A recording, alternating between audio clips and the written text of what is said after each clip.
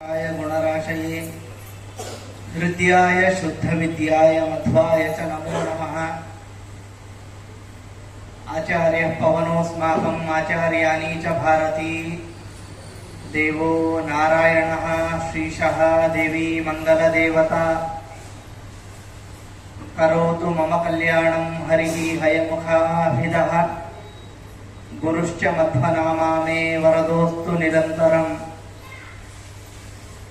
पूज्याय राघवेन्द्राय सत्यधर्मरताय च भजतां कल्पवृक्षाय नमतां कामधेनवे दुर्वादिध्वान्तरवये वैष्णवेन्दीवरेन्दवे श्रीराघवेन्द्रगुरवे नमोऽत्यन्तदयालवे। तपस्वाध्याय शुश्रूषा कृष्णपूजारतं मुनिं विश्वेशं इष्टदं वंदे परिव्राट चक्रवर्तिनं। श्री गुरुभ्यो नमः। हरि ओम। कांताय कल्याण गुणैकधाम्ने नवद्युनाथ प्रतिम प्रभाय नारायणाय अखिल कारणाय श्री प्राणनाथाय नमस्करोमि। नारायण पंडितರು ಮೊಟ್ಟ ಮೊದಲನೇದಾಗಿ ಒಬ್ಬ ದಾರ್ಶನಿಕನ ಒಂದು ಸಿದ್ಧಾಂತ ಪ್ರವರ್ತಕರ ಚರಿತ್ರೆಯನ್ನ ಕಾವ್ಯಾತ್ಮಕವಾಗಿ ಬಹುಶಃ ಇಡೀ ಭಾರತ ದೇಶದಲ್ಲಿ ಮೊಟ್ಟ ಮೊದಲನೇದಾಗಿ ದಾಖಲೆ ಮಾಡಿದವರು ನಾರಾಯಣ ಪಂಡಿತರು. ಒಬ್ಬ ಸಿದ್ಧಾಂತ ಪ್ರವರ್ತಕನ ಚರಿತ್ರೆಯನ್ನ ಇಷ್ಟು ಸುಂದರವಾಗಿ ಸೊಗಸಾಗಿ ಎಲ್ಲಿಂದ ಅಂತಂದ್ರೆ ಎಲ್ಲೋ ಮಧ್ಯದಲ್ಲಿ ಕಥಾ ಪ್ರಸಂಗದಲ್ಲಿ ಸುಂದರವಾಗಿ ಹೇಳೋದಲ್ಲದೇನೆ ಮಂಗಳಾಚರಣೆಯಿಂದ ಆರಂಭ ಮಾಡಿಕೊಂಡು ಕೊನೆಯವರೆಗೂ ಮಂಗಳಾಚರಣೆಯಲ್ಲಿ ಗಮನಿಸ್ರಿ ನೀವು, ಕಾಂತಾಯ ಕಲ್ಯಾಣ ಗುಣೈಕ ಧಾಮ್ನೆ ಅಂತ. ಕಾಂತಾಯ ಅಂತ ದೈವಿ ಶಕ್ತಿ ನಮ್ಮನ್ನ ಎಳಿಬೇಕಂತೆ. ನಾವು ದೇವರ ಬಳಿ ಹೋಗೋದಲ್ಲ, ದೇವರೇ ನಮ್ಮನ್ನ ಎಳಿಬೇಕು. ಕಾಂತಾಯ ಅಂತ ಕರೆದ್ಬಿಟ್ರು. ಅದೇ ಶ್ರೀಕಾಂತಾಯ ಲಕ್ಷ್ಮೀಕಾಂತಾಯ ಏನು ಹೇಳಲಿಲ್ಲ ಅವರು. ನಿಜವಾಗಲೂ ಕಾಂತ ಅಂದ್ರೆ ಎಳೆಯುವವನು, ಸೆಳೆಯುವವನಿಗೆ ಕಾಂತ ಅಂತ ಹೆಸರು. ಕಾಂತಾಯ ಕಲ್ಯಾಣ ಗುಣೈಕ ಧಾಮ್ನೆ ಅಂತ. ದೇವರನ್ನ ಯಾಕೆ ಉಪಾಸನೆ ಮಾಡಬೇಕು ಅಂದ್ರೆ ಬೇರೆ ಆಪ್ಷನ್ ಇಲ್ಲ. ಕೊನೆದ್ದು ಯಾರ ಹತ್ರ ಕೊಟ್ಟರು ಅವನಿಗೆ ಕಡಿಮೆ ಆಗಲು ಅವನ ಹತ್ರ ಕೇಳಬೇಕು. ಕಲ್ಯಾಣ ಗುಣೈಕ ಧಾಮ್ನೆ. ದೇವರು ಅಂತಂದ್ರೆ ಒಳ್ಳೆಯದನ್ನ ಮಾಡ್ಲಿಕ್ಕೋಸ್ಕರನೇ ಸೃಷ್ಟಿಯನ್ನ ಮಾಡಿದ್ದು ಅಂತ. ಎಂಥ ಧೋರಣೆ ನೋಡ್ರಿ ನಾರಾಯಣ ಪಂಡಿತರು. ಕಲ್ಯಾಣ ಗುಣೈಕ ಧಾಮ್ನೆ ಅಂತ. ಆಮೇಲೆ ಹೇಳುವಾಗ ಈ ತರ ಇನ್ನೊಬ್ನು ಮುಂದೆ ಬರ್ತಾನ, ಈ ಕಲ್ಪ ಮುಗಿದ ಮೇಲೆ ಇನ್ನೊಬ್ಬ ನಿಧಾನ ಅಂತಂದ್ರೆ ಇಲ್ಲ. ಕಲ್ಯಾಣ ಗುಣೈಕ ಧಾಮ್ನೆ ಅಂತ. ಗುಣ ಕಲ್ಯಾಣ ಗುಣಗಳು, ಆಮೇಲೆ ಏಕ ಅಂದ್ರೆ ಒಬ್ಬನೇ ಅಂತ ಒಂದು, ಆಮೇಲೆ ಪ್ರಧಾನ ಅಂತ. ಕಲ್ಯಾಣ ಗುಣಗಳುಳ್ಳ ವ್ಯಕ್ತಿಗಳಲ್ಲಿ ಇವನೇ ಪ್ರಧಾನ, ಇವನೇ ಕೊನೆ. ಗುಣೈಕ ಧಾಮನೆ. ಧಾಮ ಅಂತಂದ್ರೆ ಮನೆ. ಮನೆ ಹೇಗಿರುತ್ತೆ? ಇಟ್ಟಿಗೆ, ಸಿಮೆಂಟು, ಮತ್ತೊಂದು ಇನ್ನೊಂದರಿಂದ ಕಟ್ಟಿರ್ತೀವಿ. ಹಾಗೆ ದೇವರ ಆ ದೇಹ ಅಥವಾ ದೇವರ ವಿಗ್ರಹ ಅನ್ನೋದು ಹೇಗಿರುತ್ತೆ ಅಂದ್ರೆ ಕಲ್ಯಾಣ ಗುಣಗಳಿಂದ ಕೂಡಿರುತ್ತೆ. ಅದಕ್ಕೆ ದೇವರ ಮನೆಯ ಹತ್ರ ಇರೋರೆಲ್ಲ ಉದ್ಧಾರ ಆಗಿದ್ದಾರೆ. ನೀವು ಮನೆಯಲ್ಲಿ ಹಾಲಲ್ಲಿ ಕೂತು ಜಪ ಮಾಡ್ರಿ, ಅಡಿಗೆ ಮನೆಯಲ್ಲಿ ಜಪ ಮಾಡ್ರಿ, ಯಾವುದೋ ಒಂದು ರೂಮಲ್ಲಿ ಜಪ ಮಾಡ್ರಿ, ಟೆರ್ರಸ್ ಮೇಲೆ ಮಾಡ್ರಿ. ಆದ್ರೆ ನಿಜವಾಗ್ಲೂ ಮನಸ್ಸು ಬರೋದೆಲ್ಲಿ ಅಂತಂದ್ರೆ ದೇವರ ಮನೆಯ ಒಳಗಡೆ ಅಥವಾ ದೇವರ ಮನೆ ಎದುರಿಗೆ. ಇನ್ನೂ ಸ್ವಲ್ಪ ದೂರ ಬಂದಂಗೆ ಸಂಸಾರದ ಬಲವು ಜಾಸ್ತಿ. ಹಾಗಾಗಿ ಕಲ್ಯಾಣ ಗುಣೈಕ ಧಾಮನೆ ಅಂತಹ ಪರಮಾತ್ಮ, ಅವನಿಗೆ ನಮಸ್ಕಾರ ಅಂತ ಹೇಳ್ತಿದ್ದಾರೆ. ಮತ್ತೆ ಎಂಥವನು? ಕಾಂತಾಯ ಕಲ್ಯಾಣ ಗುಣೈಕ ಧಾಮ್ನೆ ನವದ್ಯುನಾಥ ಪ್ರತಿಮ ಪ್ರಭಾಯ. ಉದಿಸುತ್ತಿರುವ ಸೂರ್ಯನ ಬೆಳಕಿನಂತೆ ಬೆಳಕು. ಅಂದ್ರೆ ಇದನ್ನ ಯಾಕೆ ಹೇಳಿದ್ರು ಅಂದ್ರೆ ನಮಗೆ ವರ ಕೊಡಬೇಕಾದ್ರೆ ಸೂರ್ಯ ಪ್ರಖರವಾಗಿರಬಾರದು. ಅವನ ಬೆಳಕು ಹೆಂಗಿರ್ಬೇಕು ಅಂದ್ರೆ ಆನಂದವನ್ನ ಕೊಡಬೇಕು. ಉದಿಸುವ ಸೂರ್ಯ ಅಥವಾ ಅಸ್ತಮಾನ ಹೊಂದುತ್ತಿರುವ ಸೂರ್ಯನ ಉದಾಹರಣೆ ಕೊಡಬಹುದಾಗಿತ್ತು. ಯಾಕೆ ಕೊಡ್ಲಿಲ್ಲ ಅಂದ್ರೆ ಯಾರಿಗೂ ಅಸ್ತಮಾನ ಇಷ್ಟ ಇಲ್ಲ. ಯಾಕೆಂದ್ರೆ ಸೂರ್ಯ ಮುಳುಗಿದ ಮೇಲೆ ಕತ್ತಲಾಗುತ್ತೆ. ಹಾಗಾಗಿ ಅಸ್ತಮಾನದ ಸೂರ್ಯನ ಉದಾಹರಣೆ ಎರಡೂ ಒಂದೇ ರೀತಿ ಇರುತ್ತೆ. ಮತ್ತೆ ಎರಡೂ ಕೆಂಪು, ನಸುಗೆಂಪಿನ ಬಣ್ಣವೇ ಇರುತ್ತೆ. ಆದ್ರೆ ವರ್ಣನೆ ಹಾಗೆ ಮಾಡಲಿಲ್ಲ ಅವರು. ನವದ್ಯುನಾಥ ಪ್ರತಿಮ ಪ್ರಭಾಯ. ಉದಿಸುತ್ತಿರುವ ಸೂರ್ಯನ ಬೆಳಕಿನಂತೆ ಬೆಳಕುಳ್ಳವನು ಅಂತ. ನಮಗೊಂದು ಬೇಜಾರೀಗ, ದೇವರನ್ನ ಸೂರ್ಯನಿಗೆ ಹೋಲಿಸ್ಬಿಟ್ರಿ, ಮತ್ತೆ ಸೂರ್ಯ ದೇವರು ಒಂದೇ ಆಯ್ತಲ್ವಾ, ಈಗ ಒಬ್ಬರೇ ಆದ್ರಲ್ವಾ ಅಂತಂದ್ರೆ, ಬೇರೆ ಏನಾದ್ರೂ ಬೆಳಕನ್ನ ಉದಾಹರಣೆ ಕೊಡೋಣ ಅಂತಂದ್ರೆ ಅತಿ ಹೈಯೆಸ್ಟ್ ಬೆಳಕಿರೋದು ಭೂಮಿಗೆ ಸೂರ್ಯನೇ. ಆದ್ರೆ ಭಗವಂತ ಸಹಸ್ರ ಕೋಟಿ ಸೂರ್ಯನ ಬೆಳಕಿನ ಪ್ರಭಾವ ಉಳ್ಳವನು. ಆದ್ರೆ ನಿಮಗೇನು ಗತಿ ಇಲ್ಲ ಅಂತ ಈ ಉದಾಹರಣೆ ಕೊಟ್ಟಿದ್ದೀವಿ ಅಂತ. ಉದಿಸುತ್ತಿರುವ ಸೂರ್ಯ ಅಂತಂದ್ರೆ ಸೃಷ್ಟಿಯ ಸೂರ್ಯ ಅಂತ, ನಮ್ಮನ್ನ ಸೃಷ್ಟಿ ಮಾಡಿದ ಸೂರ್ಯ ಅಂತ ನಾನು ನಿನ್ನೆ ಹೇಳಿದ್ದೆ.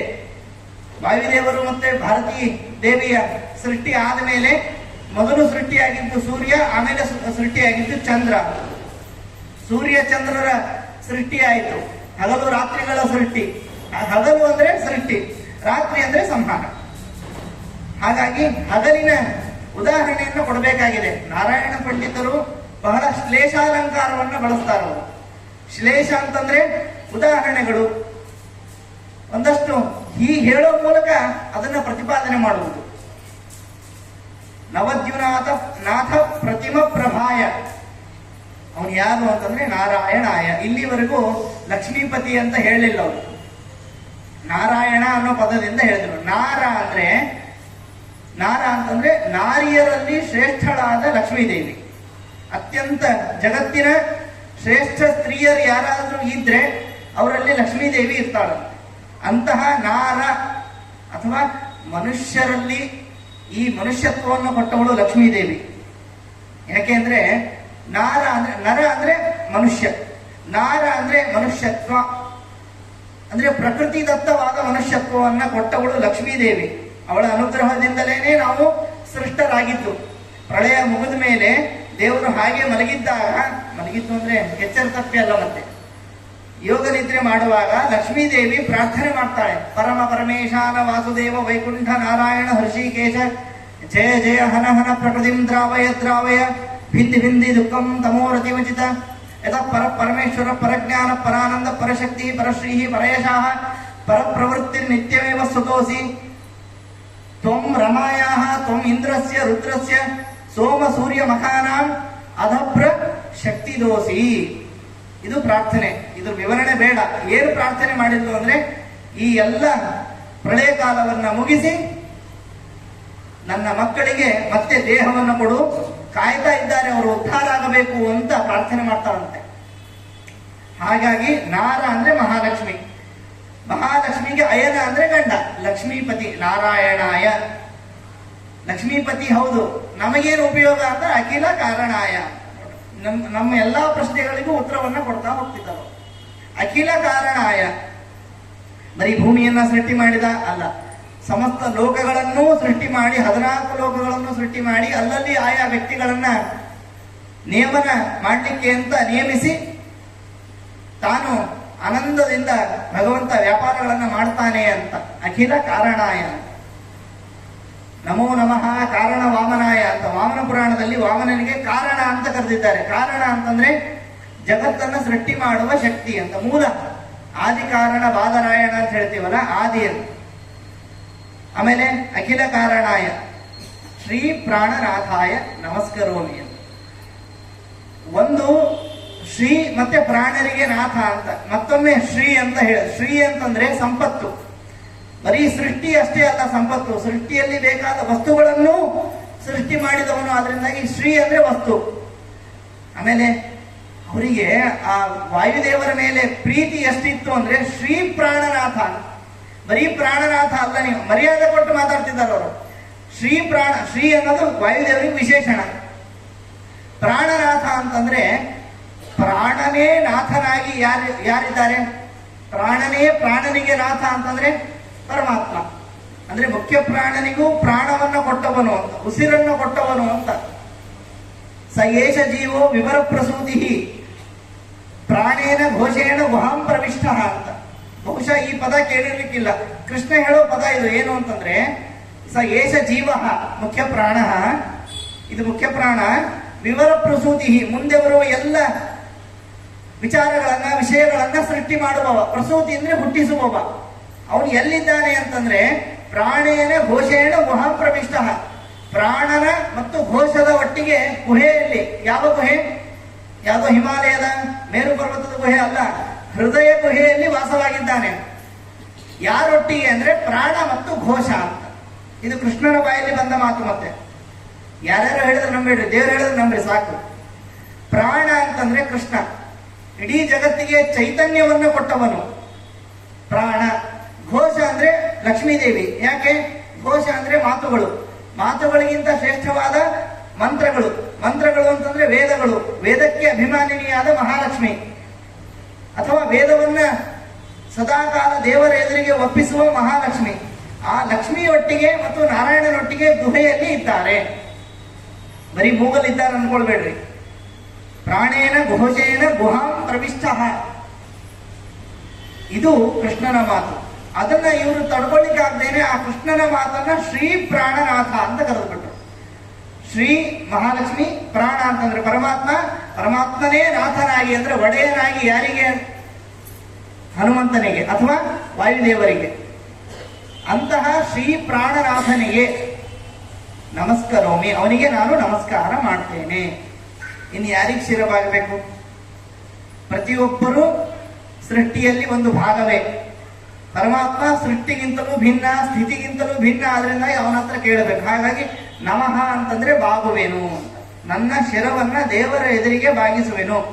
ಉಳಿದವರು ಏನು ಅಂತಂದ್ರೆ ಅವರಿಗೂ ಒಂದು ಅಪೇಕ್ಷೆ ಇರುತ್ತೆ. ನಿಮ್ಗೆ ಆಶೀರ್ವಾದ ಮಾಡುವಾಗ ಒಂದು ಅಪೇಕ್ಷೆ ಇಟ್ಕೊಂಡೇ ಆಶೀರ್ವಾದ ಮಾಡಿರ್ತಾರ. ನಿಮಗೆಲ್ಲ ಒಳ್ಳೇದಾದ್ರೆ ಸಮಾಜದಲ್ಲಿ ನೀವು ಇದ್ರೆ ನನಗೂ ಒಳ್ಳೇದು ಅಂತ. ಈ ಕಳತನ ಮಾಡಬೇಡ ಅಂದ್ರೆ ಯಾರಾದ್ರೂ ಉಪದೇಶ ಕೊಟ್ರೆ ಅರ್ಥ ಏನಂದ್ರೆ ನಮ್ಮ ಮನೆ ಕಳತನ ಆಗಬಾರದು, ಅವರ ಸ್ವಾರ್ಥವೂ ಇರುತ್ತೆ. ಹಾಗೆ ಆಮೇಲೆ ದೇವರಿಗೆ ಅಂದ್ರೆ ನಾರಾಯಣನಿಗೆ ನಮಸ್ಕಾರ. ಸಾಮಾನ್ಯವಾಗಿ ನಾರಾಯಣ ಅಂತಂದ್ರೆ ಅದು ಎಲ್ಲ ಪುರಾಣಗಳ ಮಂಗಳಾಚರಣೆಯ ಒಂದು ಹೆಸರು. ನಾರಾಯಣಂ ನಮಸ್ಕೃತ್ಯ ನರಂಚೈವ ನರೋತ್ತಮಂ ದೇವೀಂ ಸರಸ್ವತೀಂ ವ್ಯಾಸಂ ತಥೋ ಜಯ ಮುದೀರೇ. ಎಲ್ಲಾ ಗ್ರಂಥಗಳು ಆರಂಭ ಆಗೋದು ನಾರಾಯಣನಿಂದ. ಹೀಗೆ ನಾರಾಯಣನಿಗೆ ನಮಸ್ಕಾರ ಮಾಡಿ ಅನಾಕುಲಂ ಗೋಕುಲಂ ಉಲ್ಲಲಾಸ ಯತ್ಪಾಲಿತಂ ನಿತ್ಯ ಮನಾವಿಲಾತ್ಮ ತಸ್ಮೈ ನಮೋ ನೀರದ ನೀಲಭಾಸೆ ಕೃಷ್ಣಾಯ ಕೃಷ್ಣ ರಮಣ ಪ್ರಿಯಾಯ. ಅವರಿಗೆ ಶಾಸ್ತ್ರವನ್ನ ಜಗತ್ತಿಗೆ ಕೊಟ್ಟ ವ್ಯಾಸರಿಗೆ ನಮಸ್ಕಾರ ಮಾಡಬೇಕಾಗಿದೆ. ಆ ಶಾಸ್ತ್ರಗಳನ್ನ ಹೇಗೆ ಅರ್ಥ ಮಾಡಿಕೊಳ್ಳಬೇಕು ಅಂತ ಗೀತೆಯ ಮೂಲಕ ಕೃಷ್ಣ ಹೇಳಿದ್ದಾನೆ. ಹಾಗಾಗಿ ಕೃಷ್ಣನಿಗೂ ನಮಸ್ಕಾರ ಮಾಡಬೇಕಾಗಿದೆ. ಅದಕ್ಕೆ ಅವ್ರು ಏನ್ ಮಾಡಿದ್ರು ಅಂತಂದ್ರೆ ಅನಾಕುಲಂ ಗೋಕುಲಂ ಉಲ್ಲಲಾಸ. ಅವರಿಗೆ ಗೋಕುಲ ಅಂತ ಒಂದು ಪದ ಸಿಕ್ತು, ಬಹಳ ಅದ್ಭುತ ಅದು. ಗೋಕುಲ ಅಂತಂದ್ರೆ ಹಸುವಿನ ಕುಲ ಅಂತ ಎಲ್ರಿಗೂ ಗೊತ್ತಿದೆ. ಆದ್ರೆ ವ್ಯಾಸರಿಗೆ ನಮಸ್ಕಾರ ಮಾಡುವಾಗ ಅವರೇನು ಗೋಪಾಲಕರಾಗಿದ್ದಿಲ್ಲ, ಆದ್ರೆ ಅವರು ಗೋಪಾಲಕರು ಅಂತ ತಿಳಿಸ್ಬೇಕಾಗಿದೆ. ಹೇಗೆ ಅಂತಂದ್ರೆ ಗೋ ಅಂದ್ರೆ ವೇದಗಳು, ವೇದಗಳನ್ನ ವಿಭಾಗ ಮಾಡಿ ಬ್ರಹ್ಮಸೂತ್ರವನ್ನ ರಚನೆ ಮಾಡಿದ್ದಕ್ಕೆ ಆ ಗೋಕುಲ ಪತಿ, ಒಂದ್ ರೀತಿಯಲ್ಲಿ ಗೋಪತಿನೇ ಅವರು. ಅವರಿಗೂ ನಮಸ್ಕಾರ. ಅವ್ರ ಹೆಸರೇನು ಗೊತ್ತಾ? ನಿಜವಾಗ್ಲೂ ವ್ಯಾಸರ ಹೆಸರು ಯಾರಿಗಾದ್ರೂ ಗೊತ್ತಾ? ಗೊತ್ತಿಲ್ಲ. ವ್ಯಾಸರ ಹೆಸರು ಕೃಷ್ಣ ಅಂತ ಅವ್ರ ಹೆಸರು. ವಾಸಿಷ್ಠ ಕೃಷ್ಣ ಅವರ ಹೆಸರು. ಅದಕ್ಕೆ ಕೃಷ್ಣಾಯ ನಮಃ, ಕೃಷ್ಣಾಯ ಕೃಷ್ಣ ರಮಣ ಪ್ರಿಯಾಯ ಅಂತ ಮೊದಲು ವ್ಯಾಸರಿಗೆ ನಮಸ್ಕಾರ ಮಾಡಿ, ಆಮೇಲೆ ತಮ್ಮ ಇಷ್ಟ ದೈವ. ಅಷ್ಟೇ ಅಲ್ಲ, ಈ ವ್ಯಾಸರಿಗೆ ಮತ್ತು ಕೃಷ್ಣನಿಗೆ ನಮಸ್ಕಾರ ಮಾಡುವಾಗ ಮೊದಲನೇದು ಒಂದು ರೀತಿಯಲ್ಲಿ ರಾಮನಿಗೂ ನಮಸ್ಕಾರ ಆಗಿದೆ. ಹೇಗೆ ಅಂತಂದ್ರೆ ನಾರಾಯಣ ಅಂತಂದ್ರೆ ನಾರ ಅಂತಂದ್ರೆ ಸ್ತ್ರೀಯರಲ್ಲಿ ಶ್ರೇಷ್ಠಳು ಸೀತಾದೇವಿ. ಸೀತಾದೇವಿಯ ಪತಿ ನಾರಾಯಣ ಅಂತಂದ್ರೆ ಶ್ರೀರಾಮಚಂದ್ರ. ರಾಮನಿಗೂ ನಮಸ್ಕಾರ ಆಯಿತು. ರಾಮ, ಕೃಷ್ಣ, ವೇದವ್ಯಾಸ, ಮೂರು ಶಕ್ತಿ ಸ್ವರೂಪಗಳಿಗೆ ನಮಸ್ಕಾರ ಮಾಡಬೇಕಾಗಿದೆ. ಎರಡೇ ಶ್ಲೋಕದಲ್ಲಿ ನಮಸ್ಕಾರ ಮಾಡಿದ್ರು. ನೋಡ್ರಿ, ನಾವು ದೊಡ್ಡವರನ್ನ ಹಿಂಬಾಲಿಸೋದಾದ್ರೆ ಹೀಗೆ ಹಿಂಬಾಲಿಸಬೇಕು. ಕೃಷ್ಣಾಯ ಕೃಷ್ಣ ರಮಣ ಪ್ರಿಯಾಯ. ಕೃಷ್ಣ ರಮಣ ಅಂತಂದ್ರೆ ಕೃಷ್ಣ ಅಂದ್ರೆ ದ್ರೌಪದಿ, ಅವಳಿಗೆ ಕೃಷ್ಣ ಅಂತ ಹೆಸರು. ಎಲ್ಲರನ್ನೂ ಸೆಳೀತಾ ಇದ್ದಂತ. ಎಷ್ಟು ಅಂತಂದ್ರೆ ಕೃಷ್ಣನನ್ನೇ ಸೆಳೆದಿದ್ಲು. ದ್ವಾರಕೆಯಲ್ಲಿದ್ದ ಕೃಷ್ಣ ಅವಳಿಗೋಸ್ಕರ ಸೀರೆ ಕೊಡ್ಲಿಕ್ಕೆ ಅಂತ ಆ ಸೀರೆ ಸೆಳೆಯುವ ಜಾಗಕ್ಕೆ ಬಂದಿದ್ದ ಅಂತ ಹೇಳ್ತಾರೆ. ಕೃಷ್ಣನನ್ನೂ ಸೆಳೆದ ಅಂದ್ರೆ ಭಕ್ತಿಯಿಂದ, ಪ್ರೀತಿಯಿಂದ. ಪ್ರಹ್ಲಾದರಾಜರು ಒಮ್ಮೆ ನರನಾರಾಯಣರು ತಪಸ್ಸಿಗೆ ಕುಳಿತಾಗ ನಾರಾಯಣನ ವಿರುದ್ಧ ಯುದ್ಧಕ್ಕೆ ಅಂತ ಹೋಗಿರ್ತಾರೆ. ಯಾವುದೋ ಒಬ್ಬ ಋಷಿ ಸುಮ್ಮನೆ ತಪಸ್ ಮಾಡಿ ನಮಗೆಲ್ಲ ತೊಂದರೆ ಕೊಡ್ತಾನೆ, ಯಾವ ಉದ್ದೇಶದಿಂದ ತಪಸ್ ಮಾಡ್ತಾ ಇದ್ದಾನೆ ಗೊತ್ತಿಲ್ಲ, ಹೊಡೆದು ಹಾಕೋಣ ಅಂತ ಹೋಗಿರ್ತಾನೆ ಪ್ರಹ್ಲಾದ. ನಾರಾಯಣ ಹೇಳ್ತಾನೆ, ಎಷ್ಟೋ ತಾತು ಹೋರಾಡ್ತಾ ಇದ್ದಿ, ಏನಾದ್ರೂ ಸ್ವಲ್ಪ ವಿಚಲಿತನಾದ್ನ ನಾನು, ಏನಾದ್ರೂ ವ್ಯತ್ಯಾಸ ಆಯ್ತಾ ನನ್ನಲ್ಲಿ? ಏನೂ ಆಗ್ತಿಲ್ಲ. ಯಾರು ನೀವು ಅಂತ ಕೇಳಿದ್ನಂತೆ. ನಾನು ಯಾರೂ ಅಲ್ಲಪ್ಪ, ನಾನು ಸಾಕ್ಷಾತ್ ನಾರಾಯಣ. ಏನ್ ತಪ್ಪಿಲ್ಲ, ನೀನೇನೋ ಕೆಟ್ಟ ಉದ್ದೇಶದಿಂದ ಮಾಡಿಲ್ಲ. ದೇವರನ್ನ ಗೆಲ್ಲೋದಾದ್ರೆ ಯುದ್ಧದಿಂದ ಗೆಲ್ಲಿಕ್ಕೆ ಆಗೋದಿಲ್ಲ, ಭಕ್ತಿಯಿಂದ ಮಾತ್ರ ಗೆಲ್ಲಬೇಕು ಅಂತ ಹೇಳ್ತಾರೆ. ನಾರಾಯಣನೇ ಹೇಳೋ ಮಾತಿದ್ದು. ಹಾಗಾಗಿ ಆ ಭಕ್ತಿಯಿಂದ ಪರಮಾತ್ಮನನ್ನ ಎಳೆದುಗಳು. ದೇವರು ಬೇಕು ಅಂದ್ರೆ ಎಲ್ಲಿಂದ ಯಾವಾಗ ಹೇಗೆ ಬರ್ತಾನೆ ಗೊತ್ತಿಲ್ಲ. ನಿನ್ನೆ ಸಾಯಂಕಾಲ ನಡೆದ ಘಟನೆ ಇದು. ಊಟ ಮುಗಿಸಿ ನನ್ನ ರೂಮಿಗೆ ಹೋಗುವಾಗ ಯಾರೋ ಒಬ್ರು ಬಂದ್ರು. ದೇವಸ್ಥಾನದ ಪೂಜಾರರು, ಸತ್ಯನಾರಾಯಣ ಸ್ವಾಮಿ ದೇವಸ್ಥಾನದ ಪೂಜಾರ ಬೇಕಾಗಿದೆ ನನಗೆ, ಅವ್ರು ಎಲ್ಲಿರ್ತಾರೆ ಅಂತ ಕೇಳಿದ್ರು. ಗೊತ್ತಿಲ್ಲ ಅಂತ ನಾನು ಹೇಳಿದೆ. ಬೇಕಾಗಿದೆ, ಸ್ವಲ್ಪ ಅರ್ಜೆಂಟು ಅಂತ ಹೇಳಿದ್ರು ಅವರು. ಯಾಕ್ರಿ ಅಂತ ಕೇಳಿದಾಗ, ಇಲ್ಲ ಮಹಾಕುಂಭಮೇಳದ ಸ್ನಾನವನ್ನ ಮಾಡಿ ಆ ನೀರನ್ನ ತಂದಿದ್ದೇನೆ, ಅವ್ರಿಗೆ ಕೊಡಬೇಕಾಗಿದೆ ಅಂತ. ಒಂದು ಚಿಕ್ಕ ಬಾಟ್ಲಲ್ಲಿ ನೀರನ್ನು ಕೊಟ್ಟು ಇನ್ನೊಂದು ಕೊಟ್ಟರು, ತಗೊಳ್ಳಿ ನೀವು ಪ್ರೋಕ್ಷಣೆ ಮಾಡ್ಕೊಳ್ಳಿ ಅಂತ. ಅಂದ್ರೆ ನಾನು ರಾತ್ರಿ ಚಿಂತನೆ ಮಾಡ್ತಾ ಇದ್ದೆ, ಅಲ್ಲಿರೋದು ಗಂಗಾ ಯಮುನಾ ಸರಸ್ವತಿ, ಸ್ವಲ್ಪ ಮಧ್ಯದ್ದು ಯಮುನಾ ತೆಗೆದು ಬಿಟ್ರೆ ಸರಸ್ವತಿ ತೆಗೆದ್ರೆ ಗಂಗಾವತಿ ಅಂತ. ಇಲ್ಲಿಯವರೆಗೆ ಗಂಗೆ ಧರೆಗಿಳಿದು ಬಂದಂತೆ ಗಂಗಾವತಿವರೆಗೆ ಬಂದು, ಅಂದ್ರೆ ನಿಮ್ಮ ಇಚ್ಛೆ ದೇವರು ಈಡೇರುತ್ತಾನಲ್ಲಿಕ್ಕೆ ಇದು ಸಾಕ್ಷಿ. ನಾವು ಹೋಗಬೇಕು ಅಂತ ಸಂಕಲ್ಪನೂ ಮಾಡಿಲ್ಲ. ದೇವರು ಅಂತಂದ್ರೆ ನೀವು ಹೋಗೋದು ಬೇಡ, ನೀನು ಜ್ಞಾನ ಕಾರ್ಯ ಮಾಡ್ತಾ ಇರೋ, ನಾನೇ ಕಳಿಸ್ತೀನಿ ಅಂದ. ಇದು ಭಕ್ತಿ, ಇದು ಬೇಕು ದೇವರಲ್ಲಿ. ಇದು ಹೇಳ್ತೀನೋ ಇಲ್ಲೋ ಗೊತ್ತಿದ್ದಿಲ್ಲ, ಸ್ಮರಣೆಗೆ ಬಂತು, ಹೇಳ್ಬೇಕು ಅಂತಿತ್ತಷ್ಟೇ. ಇದು ಭಕ್ತಿಯಿಂದ ಪರಮಾತ್ಮನನ್ನ ಎಳಿಬೇಕು. ಆದ್ರೆ ಭಕ್ತಿ ಬರಬೇಕಾದ್ರೆ ಜ್ಞಾನ ಬೇಕೇ ಬೇಕು. ಬರೀ ಖಾಲಿ ಪಾತ್ರೆ ಇಟ್ಕೊಂಡು ಅನ್ನ ಇದೆ, ಸಾರಿದೆ, ಪಾಯಸ ಇದೆ ಅಂತ ಅನುಸಂಧಾನ ಮಾಡಿದ್ರೆ ಹೊಟ್ಟೆ ತುಂಬಲ್ಲ. ಪ್ರಾಕ್ಟಿಕಲಿ ಅನ್ನ ಮಾಡಲೇಬೇಕು. ಕೃಷ್ಣಾಯ ಕೃಷ್ಣಾರಮಣ ಪ್ರಿಯಾಯ. ಕೃಷ್ಣಾರಮಣರು ಅಂತಂದ್ರೆ ಪಾಂಡವರು 5 ಜನ. ಆ 5 ಜನರಿಗೂ ಅತ್ಯಂತ ಪ್ರೀತಿ ಪಾತ್ರನಾದ, ಅದರಲ್ಲಿಯೂ ಭೀಮಸೇನ ದೇವರಿಗೆ ಅತ್ಯಂತ ಪ್ರೀತಿ ಪಾತ್ರನಾದ, ಅರ್ಜುನನಿಗೂ ಇಷ್ಟ, ಧರ್ಮರಾಯನಿಗೂ ಇಷ್ಟ. ಆದ್ರೆ ಅವರು ಅವಾಗ ಮರೀತಾ ಇದ್ರು. ಯಾವತ್ತಿಗೂ ಮರೆಯದ ಶಕ್ತಿ ಅಂತಂದ್ರೆ ಅದು ಭೀಮಶಕ್ತಿ. ಆ ಭೀಮನಿಗೆ ಎಂಥ ಶಕ್ತಿ ಬಂದಿತ್ತು ಅಂದ್ರೆ, ಈ ಕಳೆದ ಅವತಾರದಲ್ಲಿ, ಹನುಮನ ಅವತಾರದಲ್ಲಿ 3ನೇ 1 ಭಾಗವನ್ನ ರಾವಣನ ಸೈನ್ಯವನ್ನ ನಾಶ ಮಾಡಿದ್ದ ಹನುಮಂತ. ಅಷ್ಟು ಸಮಾಧಾನ ಆಗಿದ್ದಿಲ್ಲ. ಮುಂದಿನ ಅವತಾರದಲ್ಲಿ ದೇವರಂದ, ನಾನು ಯುದ್ಧನೇ ಮಾಡೋದಿಲ್ಲ, ನೀನೇ ಮಾಡು ಅಂದ್ಬಿಟ್ಟ. ರಾಮನಾಗಿ ಯುದ್ಧ ಮಾಡಿದವ ಕೃಷ್ಣನಾಗಿ ಯುದ್ಧ ಮಾಡಲಿಲ್ಲ.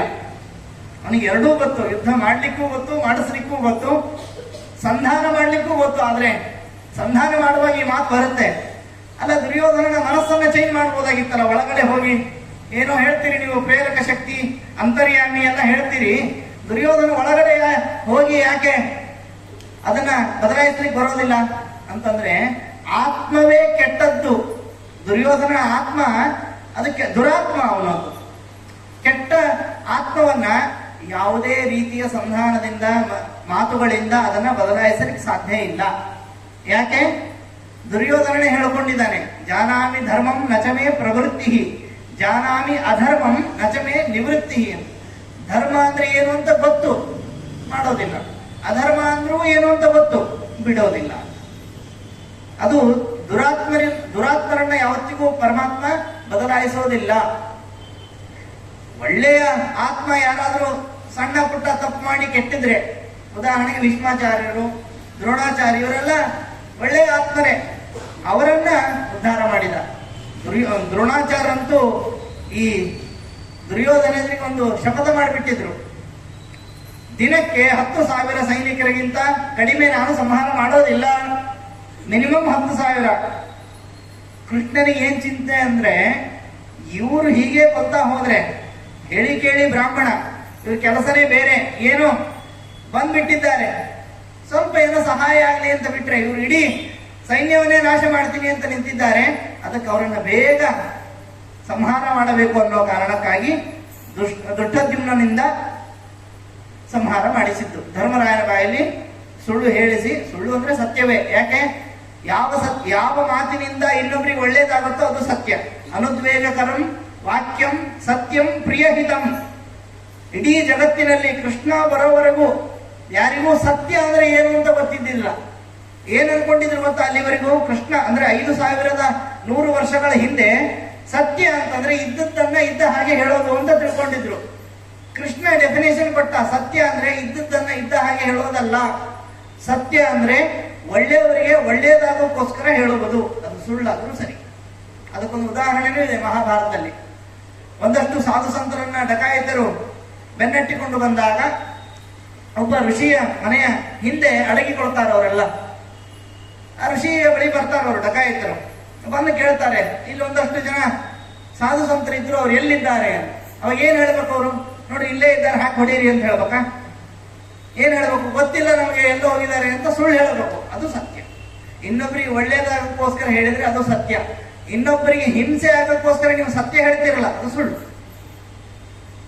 ಅಹಿಂಸಾ ಪರಮೋ ಧರ್ಮ ಅಂತ ಕೃಷ್ಣ ಹೇಳುವಾಗ ಮನುಷ್ಯನ ಬೆಸ್ಟ್ ಕ್ವಾಲಿಟಿನ ಪಟ್ಟಿ ಮಾಡ್ತಾನ. ಒಂದು 26 ಕ್ವಾಲಿಟೀಸ್ ಹೇಳ್ತಾನ. ಅದರಲ್ಲಿ ಅಹಿಂಸೆಯೂ ಒಂದು. ಹೀಗೆ ರಾಮಾವತಾರದಲ್ಲಿ ಯುದ್ಧ ಮಾಡಿದ ದೇವರು ಕೃಷ್ಣಾವತಾರದಲ್ಲಿ ಯುದ್ಧ ಮಾಡಲೇ ಇಲ್ಲ. ಈ 18 ಅಕ್ಷೌಹಿಣಿ ಸೇನೆಯಲ್ಲಿ 7 ಪಾಂಡವರದ್ದು, 11 ಕೌರವರದ್ದು ನಮಗೆಲ್ಲ ಗೊತ್ತಿದೆ. ಈ 11ರಲ್ಲಿ 6 ಅಕ್ಷೌಹಿಣಿ ಸೇನೆಯನ್ನ ಭೀಮಸೇನ ಒಬ್ಬನೇ ಕೃಷ್ಣಾರ್ಪಣನೇ ಮಾಡಿದ್ದ. ಎಲ್ಲ ಯುದ್ಧ ಹೊಡೆಯುವಾಗಲೂ ಕೃಷ್ಣಾಯ ನಮಃ ಅಂದ್ರೆ ಹೊಡಿತಿದ್ನಂತ. ಕೃಷ್ಣನಿಗೆ ಅರ್ಪಣೆ ಮಾಡೋದು. ಸಮರ್ಪ್ಯ ಕೃತ್ಯಾನಿ ಕೃತೀಕೃತಾನಿ ವ್ಯಾಸಾಯ ಭೂಮ್ನೇ ಸ್ಮೃತಾನಿ ತಾವತ್ ಕರಿಷ್ಯಮಾಣಾನಿ ಚ ತಸ್ಯ ಪೂಜಾಂ ಸಂಕಲ್ಪಯಾಮಾಸ. ಶುದ್ಧ ಬುದ್ಧಿ. ಯಾವಾಗಲೂ ಶುದ್ಧ ಬುದ್ಧಿ ಅಂತ ಯಾರಿಗೆ ಕರೀತಾರೆ ಅಂದ್ರೆ, ಯಾವಾಗಲೂ ದೇವರ ಚಿಂತನೆ ಇರ್ಬೇಕು ಮನಸ್ಸಲ್ಲಿ. ಹೇಗಿರ್ಬೇಕು ಅಂದ್ರೆ ದೇವರಿಗೆ ಅರ್ಪಣೆ ಮಾಡಬೇಕು. ಸಾಮಾನ್ಯವಾಗಿ ನಮ್ಮ ವಸ್ತುವನ್ನ ಇನ್ನೊಬ್ರಿಗೆ ಕೊಟ್ರೆ ಅವ್ರು ಎಲ್ಲೋ ಹೋದ್ರು ಅನ್ಕೊಳ್ರಿ, ಅವ್ರ ಮನೆ ಹುಡ್ಕೊಂಡು ಹೋಗ್ತೀವಿ ನಾವು. ಅವ್ರ ಅಡ್ರೆಸ್ ಏನು, ಅವ್ರ ಮನೆ ಏನು, ಅವ್ರ ಊರು ಯಾವುದು ಎಲ್ಲ ತಿಳ್ಕೊಳ್ತೀವಿ. ಅದಕ್ಕೆ ನಮ್ಮ ವಸ್ತುಗಳನ್ನ ದೇವರಿಗೆ ಕೊಟ್ಬಿಡ್ಬೇಕು. ದೇವರಿಗೆ ಕೊಟ್ರೆ ದೇವರ ಊರನ್ನು ಹುಡುಕ್ತೀವಿ ನಾವು. ದೇವರ ಊರು ಯಾವುದು? ವೈಕುಂಠ. ವೈಕುಂಠಕ್ಕೆ ಹೋಗ್ಬೇಕಾದ್ರೆ ಹೆಂಗ್ ಹೋಗ್ಬೇಕು? ಉಪಾಸನೆ ಮಾಡು. ಶ್ರವಣಂ ಕೀರ್ತನಂ ವಿಷ್ಣು ಸ್ಮರಣಂ ಪಾದ ಸೇವನಂ ಅರ್ಚನಂ ವಂದನಂ ದಾಸ್ಯಂ ಸಖ್ಯಂ ಆತ್ಮ ನಿವೇದನಂ. ಕೊನೆಗೆ ಆತ್ಮವನ್ನೇ ಅವನಿಗೆ ಅರ್ಪಣೆ ಮಾಡಬೇಕು. ದೇವತೆಗಳೆಲ್ಲ ಮೊದಲೇ ಆತ್ಮವನ್ನ ದೇವರಿಗೆ ಅರ್ಪಣೆ ಮಾಡ್ತಾರಂತೆ.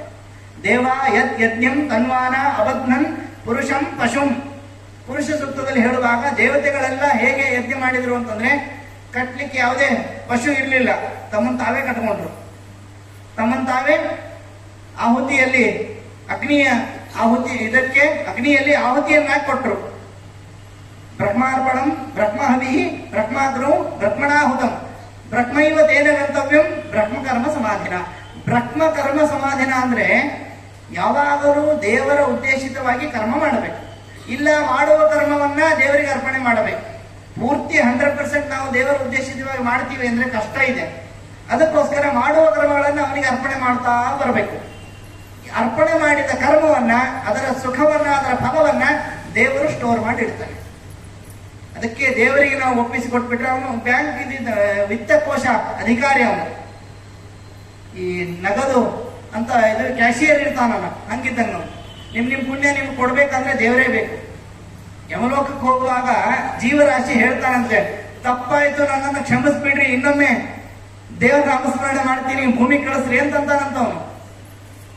ಕ್ಷಮಿಸ್ಲಿಕ್ಕೆ ನಾವು ಯಾರು ಅರ್ಹರಲ್ಲ, ಕ್ಷಮ ಕೊಡೋನು ಪರಮಾತ್ಮ ಒಬ್ಬನೇ ಅಂತ. ಕ್ಷಮಾಪರಾಧಂ ಕುರುತೆ. ಕ್ಷಮೆಯ ಅಪರಾಧದ ಕ್ಷಮೆಯನ್ನ ಪರಮಾತ್ಮ ಒಬ್ಬನೇ ಮಾಡ್ಲಿಕ್ಕೆ ಸಾಧ್ಯ, ನಾವ್ಯಾರು ಮಾಡ್ಲಿಕ್ಕಿಲ್ಲ. ಯಾಕೆ ಅಂದ್ರೆ ನಾವು ಬರೀ ಕೆಲಸಗಾರರು. ನಮ್ಗೆ ಏನ್ ಹೇಳಿದ್ದಾರೆ ಅಂದ್ರೆ ಸೆಕ್ಯೂರಿಟಿ ಅಷ್ಟೇ ನಮ್ದು. ಒಳಗಡೆ ಏನಾಗುತ್ತೆ ನಮ್ಗೆ ಗೊತ್ತಿಲ್ಲ. ನಾವು ಹೊರಗಡೆಯಿಂದ ಒಳಗಡೆ ಯಾರ್ಯಾರು ಹೋಗ್ತಾರೆ ಅಂತ ಅಷ್ಟೇ ನಮ್ಗೆ ಗೊತ್ತು. ದೇವರ ಎದುರಿಗೆ ಈ ರೀತಿ ಸರೆಂಡರ್ ಆಗಬೇಕು. ಶರಣಾಗತಿ ಅಂದ್ರೆ ಇದು. ಆಮೇಲೆ ಶರಣಾಗತಿ ಅಂತಂದ್ರೆ 1 ವಾರ ಶರಣಾಗತಿ, ಆಮೇಲೆ 1 ವಾರ ಮತ್ತೆ ನಮ್ಮ ಲೋಕದಲ್ಲಿ ನಾವು ಇದ್ರೆ ದೇವರು ಒಪ್ಪೋದೇ ಇಲ್ಲ. ನೀವು 10 ವರ್ಷ ಬ್ಯಾಂಕ್ ಕಡೆ ಹೋಗದೆ ಹೋದ್ರೆ ಇವ್ರು ಯಾರೋ ಬಹುಶಃ ಮೇಲ್ ಹೋಗಿದ್ದಾರೆ ಅಂತ ಹಾಕಿಬಿಡ್ತಾರೆ. ನಮ್ಮ ಅಕೌಂಟ್ ಅನ್ನ ನಾವು ಸರಿಯಾಗಿ ವ್ಯವಹಾರದಲ್ಲಿ ಇಟ್ಕೊಳ್ಳಿಲ್ಲ ಅಂದ್ರೆ, ಅಕೌಂಟ್ ಅನ್ನ ಅವಾಗ ನೋಡ್ಲಿಲ್ಲ, ಚೆಕ್ ಮಾಡ್ಲಿಲ್ಲ, ಬಳಸ್ಕೊಳ್ಳಿಲ್ಲ ಅಂತಂದ್ರೆ, ಅಷ್ಟೇ ಯಾಕೆ ಅಕೌಂಟ್ ಅಷ್ಟೇ ಅಲ್ಲ, ಸಿಮ್ ಕಾರ್ಡ್ ಕೂಡ ನೀವು ರಿಚಾರ್ಜ್ ಮಾಡ್ಲಿಲ್ಲ ಅಂದ್ರೆ ಅದನ್ನ ಡಿಆಕ್ಟಿವೇಟ್ ಮಾಡಿಬಿಡ್ತಾರ. ಒಂದು ಸಿಮ್ ಕಾರ್ಡೇ ಡಿಆಕ್ಟಿವೇಟ್ ಆಗುವಾಗ ಇನ್ನು ನಾವೆಲ್ಲ ದೇವರ ಎದುರಿಗೆ, ಅದಕ್ಕೆ ದೇವರ ಎದುರಿಗೆ ಒಂದು ಉಪಾಸನೆ ಮಾಡಬೇಕಂತೆ. ಏನು ಅಂತಂದ್ರೆ ಇಷ್ಟು ಕೋಟಿ ಜನ ಇದ್ದಾರೆ. ಒಮ್ಮೆ ಲೆಕ್ಕ ಹಾಕಿ ನೋಡ್ರಿ ನೀವು, ಗಾಬರಿ ಆಗುತ್ತೆ. 800 ಕೋಟಿ ಜನ. ಇನ್ನು ಬಿಟ್ಟು ಪ್ರಾಣಿ ಪಕ್ಷಿಗಳು ಆಮೇಲೆ ಗಿಡ ಮರಗಳೆಲ್ಲ ಬಿಟ್ರೆ ಈ ಜನ ಇರೋದು 800 ಕೋಟಿ, ಇನ್ನು ಹೆಚ್ಚಿರ್ಬೋದು. ಈ 800 ಕೋಟಿ ಜನದಲ್ಲಿ ನನ್ನ ಭಕ್ತಿ ದೇವರಿಗೆ ಕಾಣಿಸ್ಬೇಕಾದ್ರೆ ಎಷ್ಟು ಭಕ್ತಿ ಮಾಡ್ಬೇಕು? ನಾನು ಹಚ್ಚಿದ ದೀಪ ದೇವರಿಗೆ ಕಾಣಿಸ್ಬೇಕಾದ್ರೆ ಎಷ್ಟು ಭಕ್ತಿಯಿಂದ ದೀಪ ಹಚ್ಚಬೇಕು? ನಾನು ಕೊಡುವ ದಾನ ಅದು ಎಷ್ಟು ನಿಷ್ಪಕ್ಷಪಾತವಾಗಿರ್ಬೇಕು ಅಂತ ವಿಚಾರ ಮಾಡಿ. ಅಂದ್ರೆ ಅಷ್ಟು ಕೋಟಿ ಜನರಲ್ಲಿ, ಅಂಥ ನೂರಾರು ದೇಶಗಳಲ್ಲಿ, ಎಲ್ಲೆಲ್ಲಿ ಯಾವ್ಯಾವ ಭಕ್ತರು ಹೇಗೆ ಹುಟ್ಟಿದಾರೋ ಗೊತ್ತಿಲ್ಲ. ದೇವರು ಮೊದಲು ಹೋಗೋದು ಎಲ್ಲಿ ಅಂದ್ರೆ ಭಕ್ತರ ಮನೆಗೆ. ನಮ್ಮ ಮನೆಗೆ ದೇವರು ಬಂದಿಲ್ಲ ಅಂದ್ರೆ ನಾವು ಭಕ್ತರಲ್ಲ ಅಂತ ಅಷ್ಟೇ ಅರ್ಥ, ಬೇರೆ ಏನಿಲ್ಲ. ದೇವರಿಗೆ ನನ್ನ ಮೇಲೆ ಸಿಟ್ಟು ಬಂದಿದೆ, ಅಮ್ಮ ನಮ್ಮ ಮೇಲೆ ಬೇಜಾರು ಮಾಡ್ಕೊಂಡಿದ್ದಾಳೆ, ನಿನ್ನೆ ಹೇಳಿದ ಕೆಲಸ ಮಾಡಿಲ್ಲ, ಹೋಮ್ವರ್ಕ್ ಮಾಡಿಲ್ಲ, ಅಭ್ಯಾಸ ಮಾಡಿದ್ರು ಮಾಡಲಿಲ್ಲ, ಮಗ್ಗಿ ಕಲೀಲಿಲ್ಲ, ಅಮ್ಮ ಊಟಕ್ಕೆ ಹಾಕ್ಲಿಲ್ಲ. ಸೇಮ್ ಸಿಚುವೇಶನ್ ಭಗವಂತನ ಎದುರಿಗೂ ಆಗುತ್ತೆ. ಅವನು ಏನ್ ಹೇಳಿದ? ಭಕ್ತಿ ಮಾಡ್ರಿ ಅಂತ, ಮಾಡ್ಲಿಲ್ಲ. ಜ್ಞಾನ ಗಳಿಸ್ರಿ ಅಂತ, ಮಾಡ್ಲಿಲ್ಲ. ವೈರಾಗ್ಯ ಅಂತೂ ಬರೋದು ಬಹಳ ಕಷ್ಟ ಇದೆ. ಅದರಲ್ಲಿ ಊಟದಲ್ಲಿ ವೈರಾಗ್ಯ ಬರೋದು ಇನ್ನೂ ಕಷ್ಟ ಇದೆ. ಊಟದಲ್ಲಿ ಅಡಿಗೆ ಮನೆಯಲ್ಲಿ ನೋಡಿದ ಪದಾರ್ಥ ಊಟದ ಎಲೆಯಲ್ಲಿ ಬರಲಿಲ್ಲ ಅಂದ್ರೆ, ಇವತ್ತು ಜಿಲೇಬಿ ನೋಡಿದ್ದೆ ಬರಲೇ ಇಲ್ಲ ಊಟದಲ್ಲಿ ಅಂತ, ಇದ್ದಿದ್ದ ಪದಾರ್ಥ ತಿನ್ನೋದಿಲ್ಲ ಅವನು. ಅದೇ ಅವನಿಗೆ ಹಸಿವೆ ಆಗಿ ಯಾವುದೋ ಪ್ರಯಾಣದಲ್ಲಿರುವಾಗ ಒಂದು ತನ್ನ ಸಿಕ್ಕರೆ ಸಾಕು ಅಂತ, ಅವಾಗ ಜಿಲೇಬಿ ಲಾಡು ಏನು ನೆನಪಾಗಲ್ಲ ಅವನಿಗೆ. ಪ್ರಾಕ್ಟಿಕಲ್ ಅಂತಂದ್ರೆ ವೈರಾಗ್ಯ, ಹೊಟ್ಟೆ ತುಂಬಲಿಕ್ಕೋಸ್ಕರ ಊಟ ಹೊರತು ಊಟಕ್ಕೋಸ್ಕರ ಅಲ್ಲ. ಆಮೇಲೆ ನಾವೆಲ್ಲ ಏನ್ ಮಾಡ್ತೀವಿ ಅಂದ್ರೆ, ಹೆಚ್ಚು ಕೆಲಸ ಏನು ಅಂತಂದ್ರೆ ಬರೀ ಮಾತನಾಡ. ಅವ್ರು ಹಿಂಗೆ, ಇವ್ರು ಹಂಗೆ, ಇವರು ಎಲ್ಲ ಇತ್ತು, ಇನ್ನೊಂಚೂರು ಖರ್ಚು ಮಾಡಿದ್ರೆ ಇನ್ನೂ ಚಂದ ಆಗ್ತಿತ್ತು ಮದುವೆ ಅಂತ. ಅವ್ರೇನೋ ಬೇರೆ ದಾನಕ್ಕೋಸ್ಕರ ದುಡ್ಡು ಉಳಿಸ್ಕೊಂಡು ಮದುವೆ ಖರ್ಚನ್ನು ಕಡಿಮೆ ಮಾಡಿ ಇನ್ನೊಬ್ರಿಗೆ ಕೊಡ್ಲಿಕ್ಕೋಸ್ಕರ ಅವ್ರು ಮಾಡಿರ್ಬೋದು. ಅದಕ್ಕೆ ಪರರ ಸುದ್ದಿ ಬೇಡ, ನಿನ್ನ ಸುದ್ದಿ ನಿನಗೆ ಸಾಕು. ಜಗತ್ ಹೆಂಗಿದೆ ಅಂತ ನೋಡು, ಸರಿಯಾಗಿ ತಿಳ್ಕೋ, ನಿನ್ನ ಪಾಡಿಗೆ ನೀನು ಕರ್ಮವನ್ನು ಮಾಡುವಂತ. ಕುರು ಭುಂಕ್ಷಜ ಕರ್ಮ ನಿಜಂ ನಿಯತಂ ಹರಿಪಾದ ವಿನಮ್ರ ಧಿಯಾ ಸತತಂ. ನೋಡ್ರಿ, ಪ್ರತಿ ಅವತಾರದಲ್ಲಿಯೂ ಈ ಅಂಶ ಎದ್ದು ಕಾಣಿಸ್ತದೆ. ನಿನ್ನ ಕರ್ಮವನ್ನ ನೀನು ಮಾಡುವ. ಮೈನಾಕ ಪರ್ವತ, ಅವನು ಸಮುದ್ರದ ಮಧ್ಯದಲ್ಲಿ ವಿಶ್ರಾಂತಿಯನ್ನ ತೆಗೆದುಕೊಳ್ಳಲಿಕ್ಕೆ ಹನುಮಂತನಿಗೆ ಹೇಳಿದಾಗ ಹನುಮಂತ ಏನಂತಾನೆ ಗೊತ್ತಾ? ಕೆಲಸ ಮುಗಿಯೋವರೆಗೂ ವಿಶ್ರಾಂತಿ ಇಲ್ಲ. ಹನುಮಂತನಿಗೆ ಕೆಲಸ ಮುಗಿಯುತ್ತಾ? ಹನುಮಂತ ಒಳಗಡೆ ನಿಂತು ನಮ್ಮ ಎಲ್ಲರ ಉಸಿರನ್ನು ಆಡಿಸ್ತಾ ಇದ್ದಾರೆ, ಅವನಿಗೆ ಕೆಲಸ ಮುಗಿಯೋದಿಲ್ಲ, ಹಾಗಾಗಿ ವಿಶ್ರಾಂತಿ ಇಲ್ಲ. ಅದು ಯಾರ ಕೆಲಸ ಅಂತಂದ್ರೆ ದೇವರು ಹೇಳಿದ ಕೆಲಸ. ಹನುಮಂತ ಬಾರೋ ಇಲ್ಲಿ. ಏನ್ ಸ್ವಾಮಿ, ಸಕಲ ಜೀವರಾಶಿಗಳ ಉಸಿರನ್ನ ನೀನೇ ಆಡಿಸಬೇಕು. ಆಯ್ತು ಸ್ವಾಮಿ. ಇವತ್ತಿಗೂ ಹೇಳಿದ ಮಾತಿಗೆ ಎಲ್ಲರನ್ನೂ ಉಸಿರಾಡಿಸ್ತಾ ನೋಡಿ, ಎಷ್ಟು ಅನೇಕ ಭೂಮಿಗಳು ಸೃಷ್ಟಿಯಾಗಿ ನಾಶ ಆಗಿ ಹೋಗಿದೆ, ಮತ್ತೆ ಮತ್ತೆ ಸೃಷ್ಟಿ ಆಗ್ತಾನೇ ಇದೆ. ಎಲ್ಲಾ ಸೃಷ್ಟಿಯಲ್ಲಿಯೂ ಉಸಿರನ್ನು ಆಡಿಸೋರು ಒಬ್ರೇ. ಮತ್ತೆ ಒಬ್ರೇ ಅಂದ್ರೆ ಇವರೊಬ್ರೇ ಅಲ್ಲ, ಈ ತರದ ಬೇರೆ ಜನರು ಬರ್ತಾರೆ. ಅಂದ್ರೆ ಆಯಾ ಕಲ್ಪದಲ್ಲಿ ವಾಯುದೇವರು ನಮ್ಮನ್ನ ಉಸಿರಾಡಿಸ್ತಾರೆ. ನಿನ್ನೆ ಹೇಳಿದ್ದೆ ನಾನು, ವಾಯುದೇವರು ಬಂದು ನಮ್ಮ ದೇಹವನ್ನ ಶುದ್ಧಿ ಮಾಡಿದ ಮೇಲೆ ದೇವರು ಬರ್ತಾನಂತೆ. ಹೇಗ್ ಬರ್ತಾನೆ ಅಂದ್ರೆ ಪಾದದ ಮೂಲಕ ಪ್ರವೇಶ ಮಾಡ್ತಾನೆ, ಕಾಲಿನಿಂದ ಒಳಗಡೆ ಹೋಗ್ತಾನ. ಯಾಕೆಂದ್ರೆ ಕಾಲು ಎಲ್ಲೂ ಅಡ್ಡಾಡಿರೋದಿಲ್ಲ, ಇನ್ನು ತಾಯಿಯ ಗರ್ಭದಲ್ಲಿ ಇರುತ್ತದೆ ಕಾಲು. ಆವಾಗ ದೇವರು ಪ್ರವೇಶ ಮಾಡ್ತಾನೆ. ಯಾಕೆ ಅಂದ್ರೆ ಅದು ಕಾಲಿಗೂ ಗೊತ್ತಿಲ್ಲ ನಾನು ದೇವರಿಗೋಸ್ಕರ ನಡೀತೀನೋ ಇಲ್ಲೋ ಅಂತ. ದೇವರೇ ಅದಕ್ಕೋಸ್ಕರ ಬಂದ್ಬಿಟ್ಟ ಒಳಗಡೆ. ಹೊರಗಡೆ ಬಂದ್ಮೇಲೆ ಅದು ಹೆಜ್ಜೆ ಇಡ್ಲಿಕ್ಕೆ ಶುರು ಮಾಡ್ತು. ಹೆಜ್ಜೆ ಯಾಕೆ ಇಡ್ತು ಅಂದ್ರೆ ಸ್ವಾರ್ಥಕ್ಕೋಸ್ಕರ ಹೆಜ್ಜೆ ಇಡ್ತು, ದೇವರಿಗೋಸ್ಕರ ಇಟ್ಟಿದ್ದಲ್ಲ. ಮತ್ತೆ ಪುರಾಣದಲ್ಲಿದೆ, ಗರ್ಭದಲ್ಲಿರುವಾಗ ಏನ್ ಪ್ರಾರ್ಥನೆ ಮಾಡುತ್ತೆ ಅಂದ್ರೆ, ಇದು ಲಾಸ್ಟ್, ಇನ್ನ ತಪ್ಪು ಮಾಡೋದಿಲ್ಲ, ನಾನು ಕ್ಷಮಿಸ್ಬಿಡು ಪರಮಾತ್ಮ, ನನ್ನನ್ನು ಹೊರಗೆ ಹಾಕುವ. ಅವಾಗ ವಾಯುದೇವರಿಗೆ ಕೇಳ್ತಾನಂತೆ ಪರಮಾತ್ಮ, ಇವರನ್ನು ಹೊರಗೆ ಹಾಕ್ಬೋದಾ ಅಥವಾ ಇವ್ರು ಹುಟ್ಟಿದ ಮೇಲೆ ಸಾಧನೆ ಮಾಡ್ತಾರ? ಏನ್ ಸ್ವಾಮಿ ಸಾಧನೆ ಮಾಡ್ತಾರೋ ಬಿಡ್ತಾರೋ, ಮೊದಲಂತೂ ಹೊರಗೆ ಹಾಕಿದ್ರೆ ನೋಡೋಣ. ಹೊರಗಡೆ ಬಂದ ಮೇಲೆ ಬಹಳ ಜನ ಸಾಧನೆ ಮಾಡೋದಿಲ್ಲ. ಕೊನೆಗೆ ನೆನಪಾಗುತ್ತೆ ಯಾವಾಗ ಅಂತಂದ್ರೆ ಆತುರ, ಇನ್ನೇನು ಸಾಯೋ ಸಂದರ್ಭ. ಸಾಯೋದಂದ್ರೆ ಇವತ್ತೇ ಅಂತಲ್ಲ, 3 ತಿಂಗಳಾಗಿರ್ಬೋದು, 6 ತಿಂಗಳಾಗಿರ್ಬೋದು, ಆವಾಗ ನೆನಪಾಗ್ತದೆ ಏನಾದ್ರೂ ಮಾಡ್ಬೇಕಾಗಿತ್ತು ನಾನು ಸಾಧನೆ ಅಂತ. ಅದು ಏನು ದೈವಿಕವಾಗಿ ದೇವರ ವಿಷಯದಲ್ಲಿ. ಆವಾಗ ಪ್ರವಚನ ಕೇಳೋಣ ಅಂತಂದ್ರೆ ಕಿವಿ ಕೇಳಿಸಲ್ಲ, ಬರ್ಲಿಕ್ಕೆ ಮನಸ್ಸೇ ಬರೋದಿಲ್ಲ. ಬರ್ಲಿಕ್ಕೆ ಇಚ್ಛೆ ಇದೆ, ಆದ್ರೆ ಬರ್ಲಿಕ್ಕೆ ಆಗೋದಿಲ್ಲ. ಯಾರಾದ್ರೂ ಕರ್ಕೊಂಡು ಬರ್ಬೇಕು, ಕರ್ಕೊಂಡು ಬಂದ್ರೆ ವಾಪಸ್ ಕರ್ಕೊಂಡು ಹೋಗೋರು ಇರಬೇಕು. ಏನ್ ಹೇಳಿದ್ರು ಅಂತ ಕೊನೆಗೆ ಪ್ರವಚನ ಮುಗಿದ್ಮೇಲೆ ಕ್ವಶನ್ ಏನು, ಏನ್ ಹೇಳಿದ್ರು ಏನೋ ಬಹಳ ಚಂದ ಹೇಳಿದ್ರು. ಏನ್ ಹೇಳಿದ್ರು ಅದು ಅಷ್ಟೇ. ಅವತ್ತು ಕೇಳಿದ್ದು ಹೋದ ವರ್ಷ ಕೇಳಿದ್ವಿ, ಮತ್ ಇವತ್ತು ಮರ್ತೋಗಿತ್ತು, ಮತ್ ಕೇಳಿದ್ವಿ, ಮತ್ ಮರ್ತೋಯ್ತು. ಇದು ಮಿಕ್ಸಿಗೆ ಹಾಕಿ ಗ್ರೈಂಡ್ ಮಾಡಿ ಪ್ಲೇಟಿಗೆ ಹಾಕ್ದಂಗಿದು, ಮತ್ತೆ ಮತ್ತೆ ಮಿಕ್ಸಿಗೆ ಹಾಕಿ. ಅದಕ್ಕೆ ಹೇಳಿದ್ದನ್ನ ಧಾರಣೆ ಮಾಡಿಕೊಳ್ಳುವ ಶಕ್ತಿ ಭಗವಂತ ಕೊಡಬೇಕು. ಧಿಯೋ ಯೋನ ಪ್ರಚೋದಯ. ನಮ್ಮಲ್ಲಿ ಏನೂ ಪ್ರಾರ್ಥನೆ ಇಲ್ಲ, ಏನ್ ಪ್ರಾರ್ಥನೆ ಮಾಡಿದ್ರು ವ್ಯರ್ಥನೆ. ಒಂದೇ ಪ್ರಾರ್ಥನೆ, ಬುದ್ಧಿಯನ್ನು ಪ್ರೇರಣೆ ಮಾಡುವ, ಒಳ್ಳೆ ಬುದ್ಧಿ ಕೊಡುವ. ಅಷ್ಟು ನೀವು ನಿಷ್ಠೆಯಿಂದ ಕೇಳಿದ್ರೆ ಕೊಟ್ಟೆ ಕೊಡ್ತಾನೆ. ನಮ್ಮಲ್ಲಿ ಏನು ಅಂತಂದ್ರೆ, ಫಸ್ಟ್ ಆಫ್ ಆಲ್ ದೇವರು ಅಂತ ಇದ್ರೆ ತಾನೆ, ಇದ್ರೆ ಕೊಡ್ತಾನೆ. ಒಂದ್ ವೇಳೆ ಇದ್ದಾನೆ ಅಂತ ಅನ್ಕೊಳ್ಳೋಣ, ಅವನಿಗೂ ನಮ್ ತರ ತಾಪತ್ರಯ ಇದ್ರೆ. ಈ ಕೆಲವರು ಇದ್ದಾರೆ, ಸೀತಾರಾಮರ ಫೋಟೋ ಮನೆಯಲ್ಲಿದ್ರೆ ಜಗಳ ಆಗತ್ತಂತೆ, ಗಂಡ ಹೆಂಡತಿದ್ರು ಬಿಟ್ಟು ಹೋಗ್ತಾರಂತ ಅವರು. ಇದು ವಿಚಿತ್ರ ಇದೆ. ಸೀತಾರಾಮರ ಫೋಟೋ ಇದ್ರೆ ಅಂಥ ಜೋಡಿನೇ ಇಲ್ಲ ಅಂತ ಹೇಳ್ತಾರೆ ನಾರಾಯಣ ಪಂಡಿತರು. ನಿತ್ಯ ವಿಯೋಗಿನಿಂ ರಾಮ, ನಿತ್ಯ ಅವಿಯೋಗಿನಿ. ಯಾವಾಗಲೂ ರಾಮನನ್ನ ಬಿಟ್ಟಿರದೇ ಇರುವ ಒಂದು ಮಹಾಶಕ್ತಿ ಅವಳು. ಅಲ್ಲ, ಒಂದು ವಿಚಾರ ಮಾಡಿ ನೋಡ್ರಿ, ದೇವರು ಎಲ್ಲಾ ಕಡೆ ವ್ಯಾಪ್ತನಾಗಿದ್ದಾನ, ಎಲ್ಲ ಕಡೆ ಪ್ರಕೃತಿ ಇದೆ ಅಲ್ವಾ. ಅಂತರ ಬಹಿಷ್ಠ ತತ್ಸರ್ವಂ ವ್ಯಾಪ್ಯ ನಾರಾಯಣ ಸ್ಥಿತ ಅಂತ. ನಾರಾಯಣ ಎಲ್ಲಾ ಕಡೆ ಇದ್ದ ಮೇಲೆ, ಪ್ರಕೃತಿಯು ಎಲ್ಲಾ ಕಡೆ ಇದ್ದ ಮೇಲೆ ಇಬ್ರು ಒಟ್ಟಿಗೆ ಇದ್ದಾರೆ ಅಂತ ತಾನೇ ಅರ್ಥ. ಅಂತಹದ್ದು ನೋಡ್ರಿ, ರಾಮ ಸೀತೆಯರ ಫೋಟೋ ಇದ್ರೆ ಬೇರೆ ಆಗ್ತಾರೆ, ಅಥವಾ ಕಾಡಿಗೆ ಹೋಗ್ತಾರೆ ವನವಾಸದ್ದು. ಒಳ್ಳೇದು, ವನವಾಸಕ್ಕೆ ಹೋದ್ರೆ ಕಿರಿಕಿರಿ ಇಲ್ಲ, ಬಾರ್ಡರ್ ಚಿಂತೆ ಇಲ್ಲ. ಇದು ನನ್ನ ಜಾಗ, ಇದು ನಿನ್ ಜಾಗ, ಇದು ನಮ್ಮನೆ ನೀರು, ಇದು ನಿಮ್ಮನೆ ನೀರು, ಇದು ನಾನು ತೆಗೆದುಕೊಂಡ ಕಾರು, ಇದು ನಿಮ್ದು. ಜಗಳವೇ ಇಲ್ಲ. ಲಕ್ಷ್ಮಣನಿಗೆ ರಾಮಚಂದ್ರ ಇದೇ ಮಾತನ್ನ ಹೇಳ್ತಾನೆ, ತಮ್ಮ ಎಷ್ಟು ಚಂದ ಇದೆಯಲ್ಲ ಇಲ್ಲಿ, ನನ್ನದು ಸ್ವಾರ್ಥ, ಹಿಂಸೆ, ದ್ರೋಹ, ಮೋಸ ಯಾವುದೂ ಇಲ್ಲ ಕಾಡಲ್ಲಿ, ಎಲ್ಲವೂ ನ್ಯಾಚುರಲ್. ನೀರು ಎಂಥ ಒಳ್ಳೆ ನೀರು, ನಿಜವಾದ ಫಿಲ್ಟರ್ ನೀರು ಇತ್ತಂತೆ ಆವಾಗ. ಈಗ ನಾವು ಹೊಲಸು ಮಾಡಿದ್ದೀವಿ. ಯಾಕೆಂದ್ರೆ ಅಷ್ಟು ನ್ಯಾಚುರಲ್ ಆದ ಪ್ರಕೃತಿ ದತ್ತವಾದ ವಿಷಯಗಳಿರುವಾಗ ಆಮೇಲೆ ಆಸೆಗಳು ಕಡಿಮೆ. ಅಲ್ಲಿ ಇದ್ರೆ ತಿನ್ನೋಣ, ಇಲ್ಲ ಬಿಡೋಣ. ಇರುವುದು ಇಲ್ಲದಿರುವುದು ಎರಡೂ ಭಗವಂತನ ಪ್ರಸಾದ ಅಂತ ಬಹಳ ಜನಕ್ಕೆ ಗೊತ್ತಿಲ್ಲ.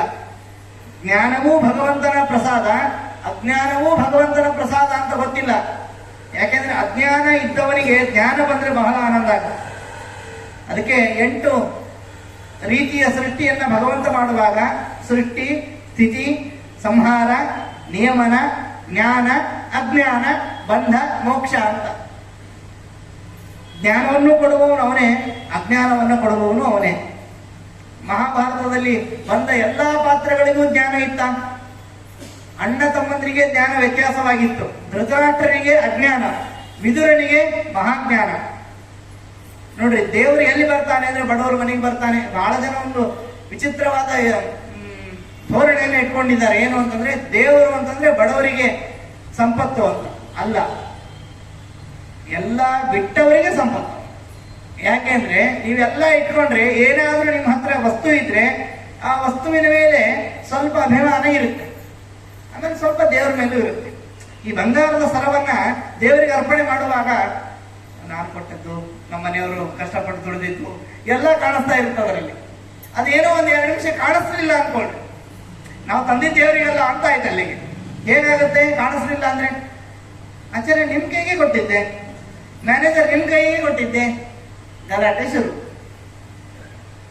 ಅಂದ್ರೆ ಅಭಿಮಾನ ಇಟ್ಕೊಂಡು ಕೊಡ್ತಾ ಇದ್ದೀವಿ ಅಂತ. ಅದಕ್ಕೆ ನಾವು ನಿರಪೇಕ್ಷವಾಗಿ ಯಾವುದೂ ಬೇಡ ನಮಗೆ, ಇಲ್ಲಿಂದ ಹೋದ್ರೆ ಸಾಕು ಅಂತ ದೇವರಿಗೆ ಶರಣಾದ್ರೆ ಮಾತ್ರ ದೇವರು ನಮ್ಮನ್ನ ಸ್ವೀಕಾರ ಮಾಡ್ತಾನೆ. ಹೋಗೋದು ಅಂದ್ರೆ ಸಾಯೋದಲ್ಲ, ಮತ್ತೆ ತಪ್ಪು ತಿಳ್ಕೊಂಡ್ಬಿಡ್ತಾನೆ. ಹೋಗೋದು ಅಂದ್ರೆ ಸಾಯೋದು ಅಥವಾ ಬಡತನದಲ್ಲಿ ಇರೋದು ಅಂತ. ಆರಾಮವಾಗಿರ್ಬೇಕು. ನೀವು ದಾನ ಮಾಡಿದ್ರೆ ನಿಮಗೂ ಇರ್ಬೇಕು. ಮತ್ತೆ ಅದರಲ್ಲೂ ಸಾಲ ಮಾಡಿ ದಾನ ಮಾಡಬಾರ್ದು. ಮತ್ತೆ ಕೆಲವರಿದ್ದಾರೆ ದಾನ ಮಾಡೋದು, ಶ್ರಾದ್ದಕ್ಕೆ ಒಳ್ಳೆ ದಕ್ಷಿಣೆ, ನಾನು ಕಣ್ಣಾರೆ ಕಂಡದ್ದಿದ್ದು, ಒಳ್ಳೆ ದಕ್ಷಿಣೆ ಕೊಡಬೇಕು ಆಚಾರ್ಯರಿಗೆ ಅಂತ 10,000 15,000 ಅದೇನೋ ಬಡ್ಡಿ ಅಂತಾರಲ್ಲ, ಆ ಬಡ್ಡಿ ಹಂಗೆ ಇಂಟ್ರೆಸ್ಟ್ ಇಟ್ಕೊಂಡು ಮಾಡ್ರಿ ಅಂತ ಶಾಸ್ತ್ರ ಹೇಳಿದ್ದು. ಇಂಟ್ರೆಸ್ಟ್ ಅಂದ್ರೆ ಮನಸ್ಸು. ಶ್ರದ್ಧೆಯಿಂದ ದಾನ ಮಾಡ್ರಿ ಅಂತ ಹೇಳಿದ್ರೆ ಇವರು ಇಂಟ್ರೆಸ್ಟ್ ಮಾಡಿ ದಾನ ಮಾಡ್ತಿದ್ದಾರೆ. ಸಾಲ ಮಾಡಿ ದಾನ ಮಾಡಬೇಡಿ. ಯಾಕೆ? ಅನಾಯಾಸೇನ ಮರಣಂ ವಿನಾ ದೈನ್ಯೇನ ಜೀವನಂ. ಜೀವನ ಇನ್ನೊಬ್ಬರ ಮುಂದೆ ಕೈ ಒಡ್ಡಬಾರದು. ದಾನ ಮಾಡಿದ್ರೆ ನೀವು ಬದುಕಿರ್ಬೇಕು, ಅವರು ಬದುಕಬೇಕು. ಇನ್ನೊಂದು ಕೆಲವೊಬ್ರು ಇದ್ದಾರೆ ಏನಂದ್ರೆ ನಾವು ಮೊದಲು ಬದುಕೋಣ ಆಮೇಲೆ ನೋಡೋಣ, ಅದಾಗೋದಿಲ್ಲ. 5 ರೀತಿ ದುಡ್ಡನ್ನ ಖರ್ಚು ಮಾಡುವ ರೀತಿಯನ್ನ ಗರುಡ ಪುರಾಣ ಹೇಳಿದೆ. ನಮ್ಮಲ್ಲಿ 100 ರೂಪಾಯಿ ಇದ್ರೆ, 100 ರೂಪಾಯಿ ಇರಲ್ಲ, ಇನ್ನು ಹೆಚ್ಚೇ ಇರುತ್ತೆ, ಮಿನಿಮಮ್ ಒಂದು 100 ರೂಪಾಯಿ ಅಂತ ಅನ್ಕೊಂಡ್ರೆ ಅದರಲ್ಲಿ ಯಾವ್ಯಾವ ಭಾಗವನ್ನ ಯಾವ್ದಾವ್ದು ಖರ್ಚು ಮಾಡಬೇಕು ಅಂತ ಶಾಸ್ತ್ರ ಹೇಳಿದೆ. ಧರ್ಮಾಯ ಯಶಸೆ ಅರ್ಥಾಯ ಕಾಮಾಯ ಸ್ವಜನಾಯ ಚ ಪಂಚಧಾ ವಿಭಜನ್ ವಿತ್ತಂ ಇಹಾಮೂತ್ರ ಚ ಮೋದತೆ. 5 ರೀತಿ ದುಡ್ಡನ್ನ ಶೇರ್ ಮಾಡಬೇಕು, ಹಂಚಬೇಕು. ಧರ್ಮಾಯ, ಧರ್ಮಕ್ಕೋಸ್ಕರ, ಅಂದ್ರೆ ನೀನು ಮಾಡುವ ಸ್ವಧರ್ಮ. ನಿನ್ನ ಧರ್ಮ ಏನಿದೆ, ನಿನಗೆ ದೇವರು ಏನು ಕೊಟ್ಟಿದ್ದಾನೆ, ಸ್ವಧರ್ಮ, ಪೂಜೆಯೋ ಪುರಸ್ಕಾರವೋ ಮತ್ತೊಂದು ಇನ್ನೊಂದು, ಅದರಲ್ಲಿ ನೀನು 20% ಅಂದ್ರೆ 20 ರೂಪಾಯಿ, 100 ರೂಪಾಯಿ ಅಂತಂದ್ರೆ 20 ರೂಪಾಯಿ ಅದಕ್ಕೆ ಹಾಕಬೇಕು. ಯಶಸ್ಸೆ, ನೀನು ಒಳ್ಳೆಯವನಾದ್ರೆ ಸಾಲೋದಿಲ್ಲ, ನೀನು ಒಳ್ಳೆಯವನು ಅಂತ ಕೆಲವು ವ್ಯಕ್ತಿಗಳಿಗೆ ಗೊತ್ತಾಗಬೇಕು. ಆವಾಗ ನಿನ್ನ ಬಳಿ ಅವರು ಆಶ್ರಯ ಕೇಳಿ, ಜ್ಞಾನವನ್ನ ಕೇಳಿ ಆದ್ರೂ ಬರಬಹುದು, ಹಣವನ್ನ ಕೇಳಿ ಆದ್ರೂ ಬರಬಹುದು. ಅದಕ್ಕೋಸ್ಕರ ನೀನು ಸ್ವಲ್ಪ ಪ್ರಚಾರ ಮಾಡಿಕೊ, ಅಹಂಕಾರ ಪಡಬೇಡ. ಮತ್ತೆ ಪ್ರಚಾರ ಅಂತ, ಯಶಸ್ಸು ಅಂತಂದ್ರೆ ನೀನು ಒಳ್ಳೆಯವರು ಅಂತ ಜಗತ್ತಿಗೆ ಗೊತ್ತಾದ್ರೆ ಒಂದು ವೇಳೆ ನಿನಗೆ ಕಷ್ಟ ಇದ್ರೆ ಜಗತ್ತಿನಿಂದ ಸಹಾಯವಾಗ್ತದೆ. ಹಾಗಾಗಿ ಇನ್ನು 20 ಭಾಗವನ್ನ ಪ್ರಚಾರಕ್ಕಿಟ್ಕೊ. ಯಶಸ್ಸೇ. ಇನ್ನೊಂದು ಅರ್ಥಾಯ. ನೋಡಿ, 2.5 ಲಕ್ಷ ವರ್ಷದ ಹಿಂದೆನೆ ಶೇರ್ ಮಾರ್ಕೆಟ್ ಅಲ್ಲಿ ದುಡ್ಡು ಹಾಕ್ರಿ ಅಂತ ಶಾಸ್ತ್ರ ಹೇಳಿದೆ. ಅಂದ್ರೆ ದುಡ್ಡನ್ನ ಯಾವತ್ತೂ ಬೆಳೆಸಬೇಕು. ಆವಾಗ ಏನಾಗುತ್ತೆ, ಹೆಚ್ಚಿಗೆ ಬಂದದ್ದನ್ನ ಕೊಡ್ಲಿಕ್ಕೆ ಮನಸ್ಸು ಬರುತ್ತೆ. ಮನೆ ಬಾಡಿಗೆಗೆ ಕರೆಕ್ಟ್ EMI ಅದು ಇದು ಎಲ್ಲ ಕರೆಕ್ಟ್ ಆಗಿ ಹೋಗ್ತಾ ಇದ್ರೆ ಇಷ್ಟು ಬಂತು ಸಾಕು ಅಂತ ಅನ್ಸುತ್ತೆ. ಹೆಚ್ಚು ಇದ್ರೆ ಇನ್ನೊಬ್ರಿಗೆ ಕೊಡ್ಲಿಕ್ಕೆ ಮನಸ್ಸು ಬರುತ್ತೆ. ಅದಕ್ಕೆ ಅರ್ಥಾಯ, ದುಡ್ಡಿಗೋಸ್ಕರ ದುಡ್ಡನ್ನ ಇಡುವ. ಅದೇ ಶೇರ್ ಮಾರ್ಕೆಟ್, ಮತ್ತೊಂದು ಮ್ಯೂಚುವಲ್ ಫಂಡ್, ಏನೋ ಎಲ್ಲ ಹೇಳ್ತಾರೆ. ಧರ್ಮಾಯ ಯಶಸ್ಸೇ ಅರ್ಥಾಯ. ಇನ್ನೊಂದು ಕಾಮಾಯ. ಕಾಮ ಅಂತಂದ್ರೆ ಬಯಕೆ. ನಿನ್ನ ಬಯಕೆಗಳೇನಿರುತ್ತೆ, ಸಾಮಾನ್ಯ ಬಯಕೆಗಳು, ಏನೋ ಮನೆಗೆ ಹೆಂಡತಿಗೊಂದು ಸೀರೆಯನ್ನು, ಮನೆಗೆ ಏನೋ ಒಂದು ವಸ್ತುವನ್ನ ತರಬೇಕಾಗಿದೆ ಅಂದಾಗ ಇನ್ನೊಬ್ಬರ ಮುಂದೆ ಕೈ ಒಡ್ಡಬೇಡ. ನಿನ್ನ ಹಣದಲ್ಲೇ 20 ಭಾಗ ಇಟ್ಟುಕೋ. ಎಲ್ಲೋ ತೀರ್ಥಯಾತ್ರೆ ಹೋಗ್ಬೇಕಾಗಿದೆ, ಈಗಿನ ಕಾಲದಲ್ಲಿ ನೋಡ್ರಿ, ಅವಾಗ ವಿಚಾರ ಮಾಡಿದ್ದದು ಬಹುಶಃ 2025ರಲ್ಲಿ ಹಿಂಗಾಗತ್ತೇನೋ ಅಂತ ಅವ್ರಿಗೆ ಗೊತ್ತಿತ್ತು ಕಾಣಿಸುತ್ತೆ. ತೀರ್ಥಯಾತ್ರೆ ಹೋಗುವಾಗ ಮತ್ತೆ ಅದಕ್ಕೊಂದಿಷ್ಟು ಸಾಲ ಮಾಡಿ ಒದ್ದಾಡಬೇಡ, ಒಂದು 20 ರೂಪಾಯಿ ಎಲ್ಲಾದ್ರೂ ಹೋಗ್ಬೇಕು ಅಂತಂದಾಗ ಆರಾಮವಾಗಿ ಅದರಿಂದ ತೆಗೆದುಕೊಂಡು ಪ್ರಯಾಣವನ್ನ ಬೆಳೆಸಬಹುದು. ಆಮೇಲೆ ಈ ಕೊನೆಯ ಅಂಶ ಬಹಳ ಜನ ಗೊತ್ತೇ ಇಲ್ಲ, ಸ್ವಜನಾಯಚ ಅಂತ. ಸ್ವಜನ ಅಂತಂದ್ರೆ ಇಬ್ರು, ಒಂದು ಬಂಧುಗಳು. ನಮ್ಮ ಬಂಧುಗಳಲ್ಲಿ ಯಾರಿಗಾದ್ರೂ ಬಡತನ, ದಟ್ಟ ದಾರಿದ್ರ್ಯ ಬಂದರೆ ಅವರಿಗೆ ಸಹಾಯ ಆಗಲಿ ಅಂತ 20 ರೂಪಾಯಿ.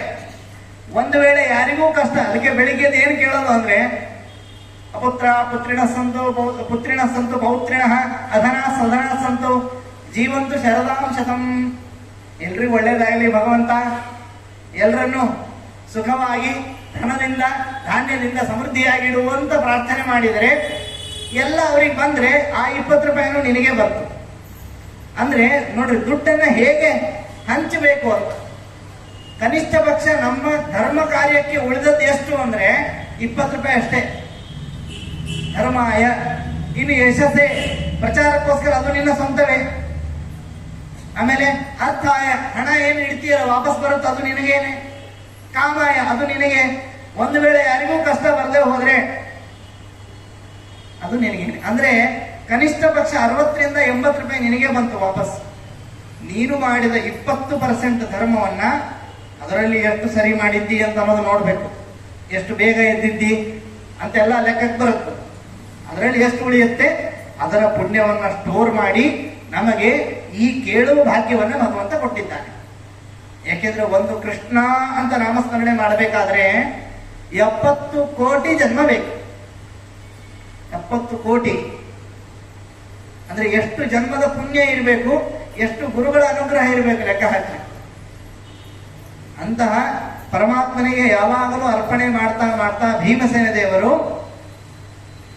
ಪರಮಾತ್ಮನನ್ನ ಒಲಿಸಿಕೊಂಡವರು. ಉಳಿದವರೆಲ್ಲ ಕೇಳಿ ಕೇಳಿ ಕಷ್ಟಪಟ್ಟು ದೇವರನ್ನ ಒಲಿಸ್ಕೊಂಡ್ರೆ, ಭೀಮ ಹಂಗಿಲ್ಲ. ಎಲ್ಲೆಲ್ಲಿ ಇರ್ತಾನೋ ಅಲ್ಲೇ ಕೃಷ್ಣಾರ್ಪಣ. ಈ ಹಿಡಿಂಬಿಯನ್ನ ಮದುವೆ ಆಗುವಾಗಲೂ ಕೃಷ್ಣಾರ್ಪಣನೇ, ಎಲ್ಲ ಕೃಷ್ಣಾರ್ಪಣ. ಭಗವಂತ ನಂಗೆ ಗೊತ್ತಿಲ್ಲ, ನಾನು ಮದುವೆ ಆಗ್ತಾ ಇದ್ದೀನಿ, ನಾವು ಕೃಷ್ಣಾರ್ಪಣ. ದ್ರೌಪದಿಯನ್ನ ಮದುವೆ ಆಗುವಾಗ ಕೃಷ್ಣಾರ್ಪಣ. ಕುರುವನ್ ಏವೇಹ ಕರ್ಮಾಣಿ ಕುರುವನ್ ಇಹ ಕರ್ಮಾಣಿ. ಇಹ ಅಂದ್ರೆ ಪರಮಾತ್ಮನಿ, ಇಹ ಜನ್ಮನಿ, ಈ ಜನ್ಮದಲ್ಲಿ ಏನ್ ಮಾಡಬೇಕು? ಕರ್ಮಾಣಿ ಕುರುವನ್, ಈ ಕರ್ಮಗಳನ್ನ ದೇವರಿಗೆ ಅರ್ಪಣೆ ಮಾಡಬೇಕು. ಒಂದೊಂದು ಕರ್ಮವನ್ನ ಏನೇನು? ಪಶ್ಯನ್, ಶೃಣ್ವನ್, ಸ್ಪೃಶನ್, ಜಿಘ್ರನ್, ಅಶ್ನನ್, ಗಚ್ಚನ್.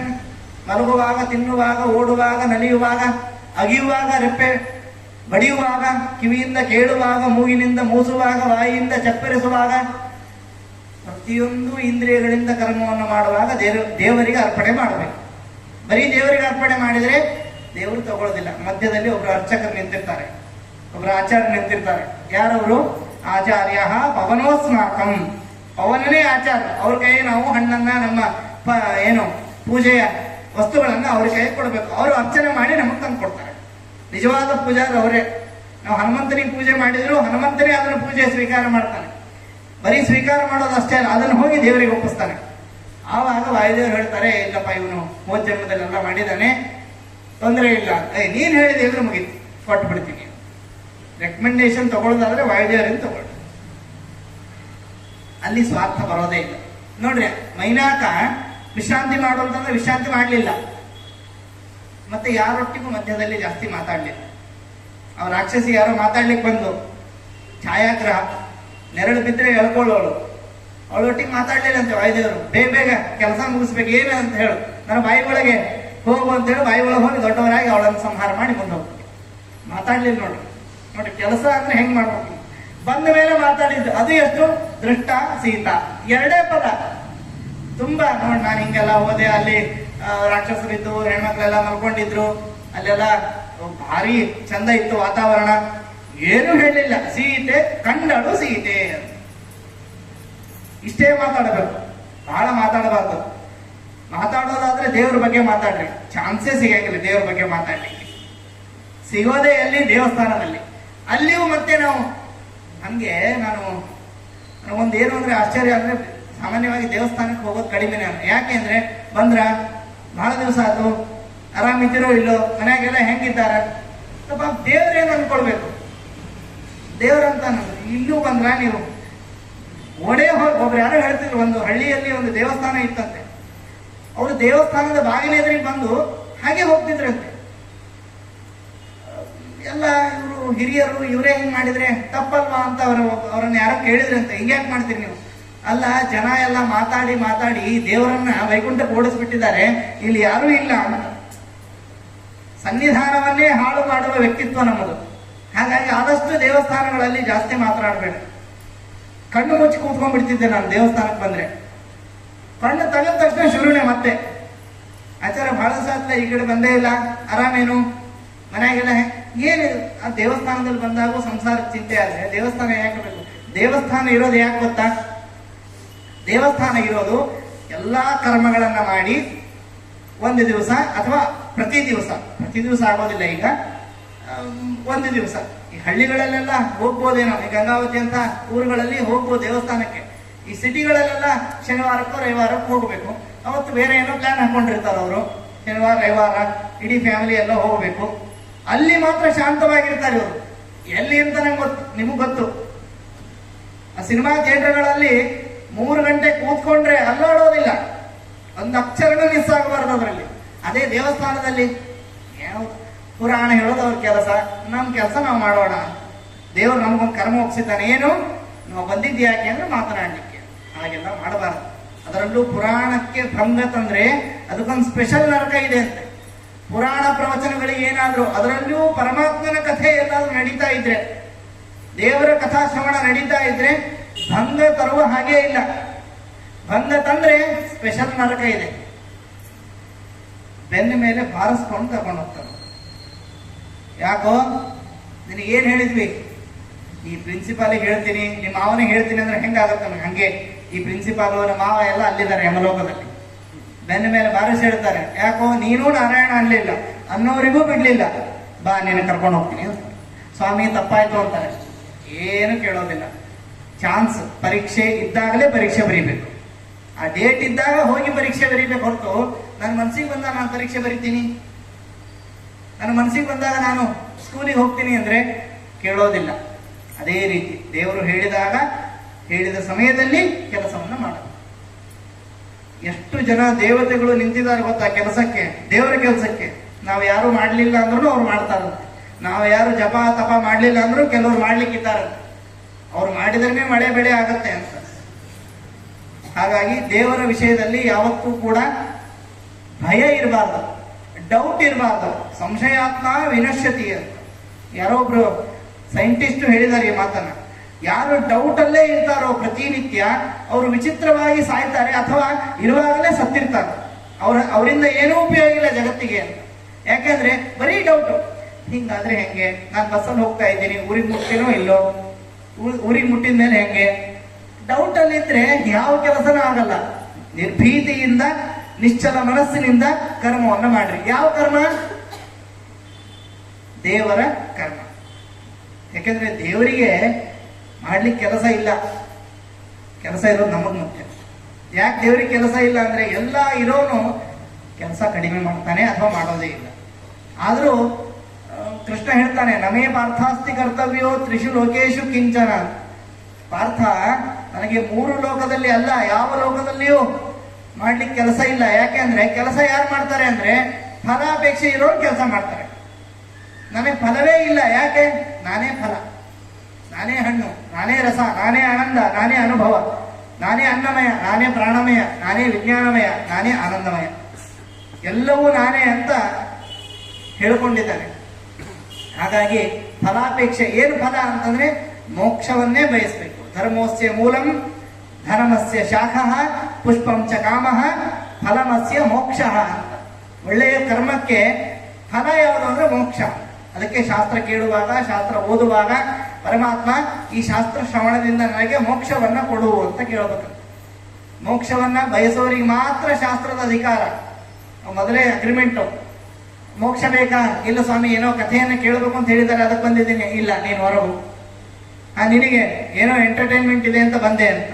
ಫಸ್ಟ್ ಮೊದಲನೇ ವಿಚಾರ ಏನಂದ್ರೆ ಎಂಟರ್ಟೈನ್ಮೆಂಟ್ ಇಲ್ಲಿ ಇರೋದಿಲ್ಲ. ಆದ್ರೂ ಜನರನ್ನ ಇಲ್ಲಿ ಕೂಡಿಸ್ಬೇಕು ಅನ್ನೋ ಕಾರಣಕ್ಕಾಗಿ ಹೆಚ್ಚು ಕಡಿಮೆ ಮಧ್ಯ ಮಧ್ಯದಲ್ಲಿ ಎಂಟರ್ಟೈನ್ಮೆಂಟ್ ಆಗತ್ತೆ ಹೊರತು ಶಾಸ್ತ್ರದಲ್ಲಿ ಎಂಟರ್ಟೈನ್ಮೆಂಟ್ ಇರೋದೇ ಇಲ್ಲ. ನೀವು ಬರೀ ರಾಮಾಯಣವನ್ನು ಓದ್ತಾ ಹೋಗ್ರಿ. ರಾಮ ಹುಟ್ಟಿದ, ಮದುವೆ ಆಯ್ತು, ಕಾಡಿಗೆ ಹೋದ್ರು, ಕಾಡಲ್ಲಿ ಸೀತೆ ಅಪಹರಣವಾಯ್ತು ಅಂತಂದ್ರೆ ನಾವೇ ರಾಮನ ಜೊತೆ ಟ್ರಾವೆಲ್ ಮಾಡಿದ್ರೆ ಹೆಂಗಿರುತ್ತೆ ವಿಚಾರ ಮಾಡಿ ನೋಡಿ. ಬೇಜಾರ ಅವರು, ನಮ್ಗೆ ಅರ್ಥನೇ ಆಗಲ್ಲ. ಅವನು ಆರಾಮಾಗಿದ್ದಂತ ಅವನು. ಸೀತೆ ಅಂದ್ರೆ ಹೆಂಡತಿ ಹೋದ್ಲು, ಒಳ್ಳೇದಾಯ್ತು ಅಂತಲ್ಲ, ಮತ್ತೆ ಯಾವುದೇ ರೀತಿ ಲೇಪ ಅವನಿಗೆ ಆಗ್ಲಿಲ್ಲ. ಸೀತೆ ಇದ್ದಾಗ ಅಂದ್ರೆ ವಾಸ್ತವಿಕವಾಗಿ ಸೀತೆ ಏನು ಹೋಗಿಲ್ಲ, ಸೀತಾಕೃತಿಯನ್ನು ಅಪಹರಣ ಮಾಡಿದ್ದ ರಾವಣ. ಆದರೂ ಹೇಗಿದ್ದ ರಾಮಚಂದ್ರ ಅಂತಂದ್ರೆ ಯಾವಾಗಲೂ ಒಂದೇ ರೀತಿ ಇದ್ದ. ಅತಿಯಾಗಿ ಆನಂದ ಪಡೋದು. ಯಾಕೆಂದ್ರೆ ಮೊದಲನೇ ದಿವಸನೇ ಗೊತ್ತಾಯ್ತು ಅವನಿಗೆ ಪಟ್ಟಾಭಿಷೇಕ ಆಗತ್ತೆ ನಾಳೆ ಅಂತ ಅಪ್ಪ ಹೇಳಿದ್ದಾರೆ. ಅವತ್ತೇ ಸಾಯಂಕಾಲ ಮತ್ತೆ ಕೈಕೇಯಿ ಹೇಳ್ತಾಳೆ, ಇಲ್ಲ ನೀನು ಕಾಡಿಗೆ ಹೋಗಬೇಕು. ಅಪ್ಪ ಹೇಳಿದಾಗ್ಲೂ ಹಂಗೆ ಇದ್ದ ಅವನು. ನಾಳೆ ನಿನಗೆ ಪಟ್ಟಾಭಿಷೇಕ, ತೊಂದರೆ ಇಲ್ಲ, ಪಟ್ಟಾಭಿಷೇಕ. ಅವನಿಗೆ ಗೊತ್ತಿದೆ ಏನು ಕಥೆ ಅಂತ. ಆಮೇಲೆ ಇಲ್ಲ ನಾಳೆ ನೀನು ಕಾಡಿಗೆ ಹೋಗ್ಬೇಕು, ಆಯ್ತು ಹೋಗ್ತೀನಿ. ಈ ಎರಡೂ ಒಟ್ಟಿಗೆ ಇರೋದು ಬಹಳ ಕಷ್ಟ ಇದೆ. ಯಾಕೆ ಅಂದ್ರೆ ಸುಖ ದುಃಖೆ ಭಯ ಕ್ರೋಧೌ ಲಾಭಾಲಾಭೌ ಭವಾಭವೌ ಯಚ್ಚ ಕಿಂಚಿತ್ ತಥಾಭೂತಂ ನಾನು ದೈವಸ್ಯ ಕರ್ಮಕೃತ. ಕೌಸಲ್ಯಗೆ ಹೇಳೋ ಮಾತಿದ್ದು ರಾಮಚಂದ್ರ ಹೇಳಿದ, ಹನುಮಂತ ಮಾಡಿ ತೋರಿಸಿದ ಅಷ್ಟೇ. ಏನ್ ಹೇಳಿದ ರಾಮಚಂದ್ರ ಅಂದ್ರೆ ಸುಖ ಆಗ್ಲಿ ದುಃಖ ಆಗ್ಲಿ, ಯಾಕಂದ್ರೆ ಬಂಗಾರದ ಮಣೆಯನ್ನ ಹಾಕಿರ್ತಾಳೆ ಕೌಸಲ್ಯ. ಅಪ್ಪ ನಾಳೆಯಿಂದ ನೀನು ರಾಜನಾಗುವನು, ಕೆಳಗಡೆ ಕುತ್ಕೊಳ್ಬೇಡ. ಸಾಮಾನ್ಯ ಚಾಪೆಯಲ್ಲಿ ಕೂತ್ಕೊಳ್ಳೋನು ಅವತ್ತು ಬಂಗಾರದ ರತ್ನ ಖಚಿತವಾದ ಮನೆ ಮೇಲೆ ಕೂಡಬೇಕಾಗಿತ್ತು. ಆದ್ರೆ ಪಕ್ಕಕ್ಕೆ ಜರುಗಿಸಿ ರಾಮಚಂದ್ರ ಹೇಳೋ ಮಾತಿವು. ಯಾಕಿಂಗ್ ಮಾಡ್ತೀಯಪ್ಪ ಅಂತ ಕೌಸಲ್ಯ ಕೇಳಿದಾಗ, ಸುಖ ಆಗ್ಲಿ ದುಃಖ ಆಗ್ಲಿ, ಮೇಲು ಕೀಳು ಅಂದ್ರೆ ಒಮ್ಮೆ ಮೇಲ್ ಹೋಗ್ತೇವೆ ಉನ್ನತಿ, ಒಮ್ಮೆ ಅಧೋಗತಿ, ಒಮ್ಮೆ ಭವವು, ಆಮೇಲೆ ಭಯ ಕ್ರೋಧ, ಒಮ್ಮೆ ಭಯ ಒಮ್ಮೆ ಕ್ರೋಧ, ಅಥವಾ ಭಯ ಮತ್ತೆ ದ್ವೇಷ. ಇದು ಯಾವುದು ಕೂಡ ನಾವು ಮಾಡ್ತಾ ಇಲ್ಲ. ಇದು ಎಲ್ಲಿಂದ ಬಂತು ಅಂದ್ರೆ ಎಚ್ಚ ಕಿಂಚಿತ್ ತಥಾಭೂತಂ ನನು ದೈವಸ್ಯ ಕರ್ಮಕೃತ. ಜಗತ್ತಲ್ಲಿ ಯಾವ್ದ್ಯಾವ್ದು ಎರಡು ಅಂತ ಇದೆ ಅಲ್ವಾ, ಯಾವ್ದ್ಯಾವ್ದು ಎರಡೆರಡಿದೆ, ಹುಟ್ಟು ಸಾವು ಜ್ಞಾನ ಅಜ್ಞಾನ ನೋವು ನಲಿವು ಅಂತೆಲ್ಲ, ಸುಖ ದುಃಖ ಎಲ್ಲ ಸೇರಿಸ್ತೀವಲ್ಲ, ಯಾವ್ದ್ಯಾವ್ದು ಎರಡಿದೆಯೋ ಎಲ್ಲವೂ ಅಲ್ಲಿಂದಲೇ ಬಂದಿತ್ತು ಅಂತ. ಅಂದ್ರೆ ಒಟ್ಟಿಗೆ ಇಡೀ ಜಗತ್ತು ಅಲ್ಲಿ ಮೇಲಿಂದ ಬರ್ತಾ ಇದೆ, ನಡೀತಾ ಇದೆ, ಅದು ಹೇಳ್ದಂಗೆ ಆಗುತ್ತೆ ಅಂತ. ಎಚ್ಚ ಕಿಂಚಿತ್ ತಥಾಭೂತಂ ನಾನು ದೈವಸ್ಯ ಕರ್ಮಕೃತ್. ಅದಕ್ಕೆ ಹನುಮಂತ ಇಷ್ಟು ಫೇಮಸ್ ಆಗಲಿಕ್ಕೆ ಕಾರಣ ಏನು ಗೊತ್ತಾ? ಅವನು ಲಂಕೆಗೆ ಹೋಗುವಾಗ ರಾಮಚಂದ್ರನಿಗೆ ನಮಸ್ಕಾರ ಮಾಡಿ ಹೋದ. ಮಧ್ಯದಲ್ಲಿ ರಾಮಚಂದ್ರನಿಗೆ ನಮಸ್ಕಾರ ಮಾಡಿದ, ಸಮುದ್ರದ ಮಧ್ಯದಲ್ಲಿ. ಲಂಕೆಯಲ್ಲೆಲ್ಲ ರಾಕ್ಷಸರನ್ನ ಸಂಹಾರ ಮಾಡಿ ವಾಪಸ್ ಬಂದು ಮತ್ತೆ ರಾಮಚಂದ್ರನಿಗೆ ನಮಸ್ಕಾರ ಮಾಡಿದ. ಅಂದ್ರೆ ಕೆಲಸ ಶುರುವಾಗುವಾಗ, ಕೆಲಸದ ಮಧ್ಯದಲ್ಲಿ, ಕೆಲಸ ಮುಗಿದ ಮೇಲೆ ಪ್ರಾಪ್ಯ ರಾಮಾಯ ಸೋನಮತ್. ನಾರಾಯಣ ಪಂಡಿತರು ಮಣಿಮಂದಿರಲ್ಲೇ ಹೇಳ್ತಾರೆ, ಅಲ್ಲಿಂದ ಬಂದ ಮೇಲೆ ಮತ್ತೆ ತಕ್ಷಣದಲ್ಲಿಯೇ ರಾಮಚಂದ್ರನ ಪಾದಕ್ಕೆ ನಮಸ್ಕಾರವನ್ನ ಮಾಡ್ತಾನೆ. ಅಂದ್ರೆ ಕೆಲಸ ಶುರುವಾಗುವಾಗ ದೇವರ ನಮಸ್ಕಾರ ಮಾಡಬೇಕು. ನಮ್ಮಲ್ಲಿ ಈಗಲೂ ಇದೆ, ಈ ಉತ್ತರ ಕರ್ನಾಟಕದಲ್ಲಿ ಇದೆ, ಬೆಂಗಳೂರಲ್ಲಿ ಅಷ್ಟಿಲ್ಲ. ಏನು ಅಂದ್ರೆ ಇಡೀ ದಿವಸದಲ್ಲಿ ಏನಾದ್ರೂ ತೊಂದರೆ ಆದ್ರೆ ಬೆಳಿಗ್ಗೆ ನಾನು ನಾಮಸ್ಮರಣೆ ಮಾಡಿದ್ದಿಲ್ಲ, ಬೆಳಿಗ್ಗೆ ದೇವರ ನಮಸ್ಕಾರ ಮಾಡಲಿಲ್ಲ, ಬೆಳಿಗ್ಗೆ ಏನೋ ಕೆಟ್ಟ ವಿಚಾರವನ್ನ ತಲೆಯಲ್ಲಿ ಹಾಕೊಂಡ್ಬಿಟ್ಟಿದ್ದೆ, ಅದಕ್ಕೆ ಹಿಂಗಾಯ್ತು. ಅಂದ್ರೆ ಬೆಳಿಗ್ಗೆ ಮಧ್ಯಾಹ್ನ ಸಾಯಂಕಾಲ ಕೆಲಸದ ಆರಂಭ, ಕೆಲಸದ ಮಧ್ಯ, ಕೆಲಸದ ಕೊನೆ ಅಂದ್ರೆ ಇದೆ. ಅದನ್ನ ಸೃಷ್ಟಿ ಸ್ಥಿತಿ ಸಂಹಾರ ಅಂತಾನೆ ಹೇಳಬಹುದು. ಈ ನಮಸ್ಕಾರ ಮಾಡುವಾಗ 5 ರೂಪಗಳಿಗೆ ನಮಸ್ಕಾರ ಮಾಡಿದ ಅಂತ ಹೇಳ್ತಾರೆ. ಸ ಸೂರ್ಯಾಯ ಮಹೇಂದ್ರಾಯ ಪವನಾಯ ಸ್ವಯಂಭುವೆ, ರಾಮಾಯಣದ ಮಾತಿದು. 5 ರೂಪಗಳಿಗೆ ನಮಸ್ಕಾರ ಮಾಡಿದ್ದಂತೆ. ಸ ಸೂರ್ಯಾಯ, ಸೂರ್ಯನಿಗೆ ನಮಸ್ಕಾರ ಮಾಡಿದ. ಇದರ ಅರ್ಥ ನಾಳೆ ಹೇಳ್ತೀನಿ ನಾನು ಪೂರ್ತಿ. ಸೂರ್ಯನಿಗೆ ನಮಸ್ಕಾರ ಮಾಡಿದ. ನಮ್ಗೆಲ್ಲ ಡೌಟ್ ಬರ್ಬೇಕೀಗ, ಸೂರ್ಯನನ್ನ ತಿನ್ಲಿಕ್ಕೆ ಹೋದವನು ಸೂರ್ಯನಿಗೆ ನಮಸ್ಕಾರ ಹೆಂಗ್ ಮಾಡ್ತಾನೆ? ಮಹೇಂದ್ರಾಯ, ಇಂದ್ರನಿಗೆ ನಮಸ್ಕಾರ ಮಾಡಿದ. ಪವನಾಯ, ಅವನಿಗೆ ಅವನೇ ನಮಸ್ಕಾರ ಮಾಡಿಕೊಂಡ. ಸ್ವಯಂಭುವೆ, ಬ್ರಹ್ಮನಿಗೆ ನಮಸ್ಕಾರ ಮಾಡಿದ. ಭೂತೇಭ್ಯಶ್ಚ ಅಂಜಲಿಂ ಕೃತ್ವ ಚಕಾರ ಅವನೇ ಮತಿಂ, ಭೂತೇಭ್ಯ, ಎಲ್ಲ ಭೂತಗಳಿಗೂ ನಮಸ್ಕಾರ ಮಾಡಿದ. ಏನಿದು? ದೇವರಿಗೆ ನಮಸ್ಕಾರ ಮಾಡಿದ ಅಂದ್ರೆ 5 ರೂಪಗಳನ್ನ ಮನಸ್ಸಲ್ಲಿ ಇಟ್ಟುಕೊಂಡು ನಮಸ್ಕಾರ ಮಾಡಿದ ಅಂತ. ಅದು ಅರ್ಥ ನಾಳೆ ನೋಡೋಣ. ಇದು ಮೊದಲನೇ ಹೆಜ್ಜೆ, ದೇವರನ್ನ ನಮಸ್ಕಾರ ಮಾಡಿ ಕೆಲಸವನ್ನ ಆರಂಭ ಮಾಡಿದ. ಅದನ್ನ ನಾರಾಯಣ ಪಂಡಿತರು ಎಷ್ಟು ಚಂದ ವರ್ಣನೆ ಮಾಡಿದ್ದಾರೆ ಅಂದ್ರೆ, ಕರ್ಣಾಂತ ವಾನೀಯ ಗುಣಗ್ರಹೀತ್ರ ರಾಮೇಣ ಮುಕ್ತೋ ರಣ ಕೋವಿದೇನ. ಸಾಮಾನ್ಯವಾಗಿ ಬಾಣ ಬಿಡುವಾಗ ಕಿವಿಯವರೆಗೂ ಎಳೆದು ಹೀಗೆ ಬಾಣವನ್ನ ಬಿಡ್ತಾರೆ, ಅಂದ್ರೆ ಬಹಳ ವೇಗವಾಗಿ ಹೋಗಲಿ ಅಂತ. ಹನುಮಂತರನ್ನ ಕಳಿಸುವಾಗಲೂ ಕಿವಿಯವರೆಗೂ ಎಳೆದು, ಅಂದ್ರೆ ಕರೆದು, ಕಿವಿ ಹತ್ರ ಕರೆದು ಕಿವಿ ಒಳಗೆ ಒಂದು ಮಾತನ್ನ ಹೇಳಿದ. ಏನು ಹೇಳಿದ? ಅದರ ರಹಸ್ಯ ಹನುಮಂತನಿಗೆ ಮಾತ್ರ ಗೊತ್ತದು. ಆಯ್ತು ಸ್ವಾಮಿ ಅಂತ ನಾವು ಬರ್ತೀನಿ. ಹೋದ. ಯಾರು ನೀನು? ರಾವಣ ಕೇಳಿದ್ನಲ್ಲ, ನಾವೆಲ್ಲ ಬಹಳ ಪ್ರಸಿದ್ಧವಾದ ದಾಸೋಹಂ ಕೌಸಲೇಂದ್ರಸ್ಯ. ಅವನು ಹೇಳಿದ್ದು ದಾಸೋಹಂ ಅಂತಲ್ಲ, ಅವನು ಹೇಳಿದ್ದು ದೂತೋಹಂ ಅಂತ. ದೂತೋಹಂ ಕೌಸಲೇಂದ್ರಸ್ಯ ಅಂದ್ರೆ, ದೂತ ಅಂತಂದ್ರೆ ಒಂದು ದೇವರ ಕೆಲಸವನ್ನ ನಾನು ಮಾಡ್ಲಿಕ್ಕೆ ಬಂದಿದ್ದೀನಿ ಅಂತ. ಈ ದೂತ ಅಂತಂದ್ರೆ ಅಂಬಾಸಿಡರ್. ಇದು ಕೃಷ್ಣ ಮಾಡಿದ್ನಲ್ಲ, ಪಾಂಡವರ ಪರವಾಗಿ ದೂತನಾಗಿ ಹೋಗಿದ್ನಲ್ಲ, ಹಾಗೆ ಹೋದ ಸಾರಿ ನನ್ನ ಸೇವಕನನ್ನ ಕಳಿಸಿದ್ದೆ, ಈ ಸಾರಿ ನಾನು ಹೋಗ್ಬೇಕು ಅಂತ ಕೃಷ್ಣ ಹೋಗಿದ್ದು. ಭೀಮ ಹೋದ್ರೆ ಹೊಡೆದಾಕ್ತಾನೆ ಅಂತ ಗ್ಯಾರಂಟಿ, ಅವನು ಬಿಡೋದೇ ಇಲ್ಲ. ಏನು ದುರ್ಯೋಧನ ಸೊಕ್ಕ ಹೆಚ್ಚಾಗಿದೆಯಾ ನಿನಗೆ ಅಂತ ಮೊದಲೇ ಸಿಟ್ಟು ಬಂದಿತ್ತು ಅವನಿಗೆ. ಅದು ಏನು, ಒಂದು ಹೆಣ್ಣಿಗೆ ಅನ್ಯಾಯ, ಇನ್ನೊಂದು ತನ್ನ ಹೆಂಡತಿಗೆ ಅನ್ಯಾಯ, ಇನ್ನೊಂದು ವೇದಾಭಿಮಾನಿನಿ ದ್ರೌಪದಿ. ವೇದವನ್ನ ಯಾರಾದರೂ ಅಪಹಾಸ್ಯ ಮಾಡಿದರೆ ವೇದದ ಬಟ್ಟೆಯನ್ನ ಯಾರಾದ್ರೂ ಬಿಚ್ಚಲಿಕ್ಕೆ ಬಂದ್ರೆ ಅವರನ್ನ ಹೊಡಿತೀನಿ ಅಂತ. ಯಾವಾಗ ಹೊಡಿತೀನಿ, ಹೆಂಗ್ ಹೊಡಿತೀನಿ ಗೊತ್ತಿಲ್ಲ. ಮತ್ತೆ ಹೊಡೆದ್ರೆ ಎಲ್ರಿಗೂ ಭಯ ಬರಬೇಕು. ಈ ದುಶ್ಯಾಸನಿಗೆ, ದುರ್ಯೋಧನಿಗೆ ಹೊಡೆಯುವಾಗ ಎಷ್ಟೋ ಜನ ಹಾರ್ಟ್ ಅಟ್ಯಾಕ್ ಆಗಿ ಹೋಗಿದಾರಂತ. ಒಂದೊಂದು ಏಟು ಭೀಮ ಬರ್ತಿದ್ದಾನೆ ಅಂದ್ರೆ ಬೇಡಪ್ಪ, ನಮ್ಗೆ ಯುದ್ಧನೇ ಬೇಡ, ಆ ರೀತಿ ಹೊಡೆದು ಹಾಕಿದ್ದಾನೆ ಕೆಟ್ಟವರನ್ನು. ಹೀಗೆ ಕರ್ಣಾಂತ ಮಾನಿಯ ಕಿವಿಯವರೆಗೂ ಕರೆದು ಹನುಮಂತನನ್ನ ಕಳಿಸಿದ್ದು. ಬಾಣ ಬಿಡುವಂತೆ ಹನುಮಂತ ಹೋದ ಎಲ್ಲಿ? ಲಂಕೆಗೆ. ಅದಕ್ಕೊಂದು ವಿಚಿತ್ರವಾದ ಸೈಂಟಿಫಿಕ್ ರಾಮಾಯಣ ಇದೆ. ನಿಜವಾಗ್ಲೂ ರಾಮಾಯಣವನ್ನು ಹೇಗೆ ಅರ್ಥ ಮಾಡ್ಕೊಳ್ಬೇಕು ಅಂದ್ರೆ,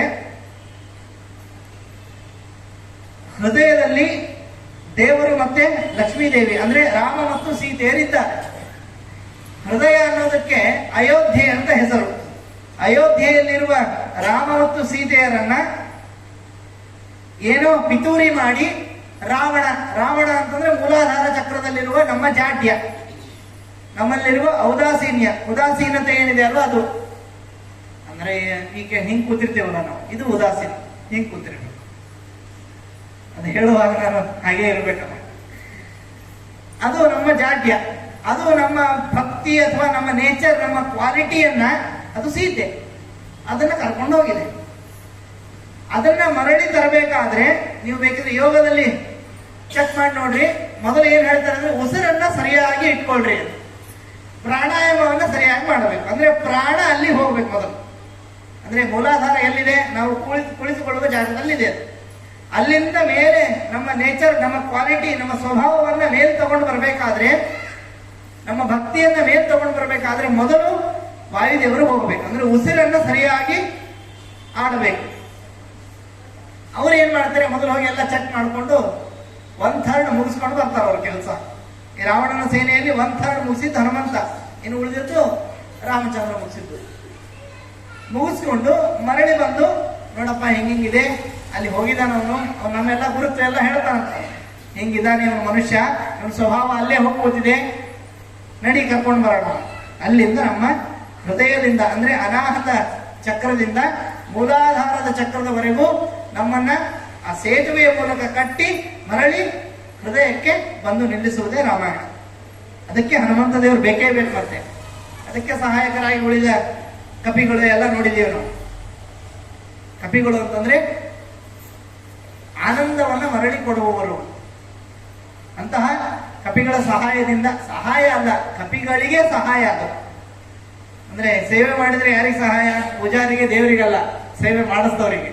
ಸಂಕಲ್ಪ ಮಾಡಿದವರಿಗೆ ಆ ಫಲ ಬರುತ್ತೆ ಹೊರತು ಪೂಜೆ ಮಾಡಿದವರಿಗೆ ಬರಲ್ಲ. ಮತ್ತೆ ಆಚಾರ್ಯ ಮುಖೇನ ಕಾರ ಇಷ್ಯೆ, ನಮ್ಮ ಗೋತ್ರ ಹೆಸರೆಲ್ಲ ಹೇಳಿರ್ತಾರೆ ಮತ್ತವ್ರು. ಮೊದಲು ನಮ್ಮ ಗೋತ್ರ ಹೆಸರು ಹೇಳೋದು ನಾವು, ಇಲ್ಲ ಆಚಾರ ಅವರವ್ರು ಹೇಳ್ಕೊಂಡ್ಬಿಟ್ರೆ ಕಷ್ಟ ಅಂತ. ಆಚಾರ್ಯ ಮುಖೇನ ಕಾರ ಇಷ್ಯೆ ಕರಿಷ್ಯೇಚ ಅಂತ ಹಾಗೆ ಮಾಡಿದಾಗ ದೇವರು ಮತ್ತೆ ನಮ್ಮ ಸ್ವಭಾವ, ಅಥವಾ ದೇವರು ಮತ್ತೆ ಲಕ್ಷ್ಮೀ ನಾರಾಯಣರಿಬ್ರು ಬಂದು ಹೃದಯದಲ್ಲಿ ಕೂಡ್ತಾರೆ. ಹೃದಯದಲ್ಲಿ ಕೂತ ಮೇಲೆ ಏನ್ ಮಾಡಬೇಕು? ಯಾವಾಗಲೂ ನಾಮಸ್ಮರಣೆ, ಪೂಜೆ, ಪುರಸ್ಕಾರ ಮಾಡಬೇಕು. ಮಾಡಿದಾಗ ನಾವು ಈ ಸಹಸ್ರಾರದಲ್ಲಿರುವ ಪರಮಾತ್ಮನ ರೂಪವನ್ನ ಕಾಣ್ತೇವೆ. ಅವನೇ ವಾಸುದೇವ. ಅದೇ ವಾಸುದೇವನೇ ರಾಮನಾಗಿ ಬಂದದ್ದು.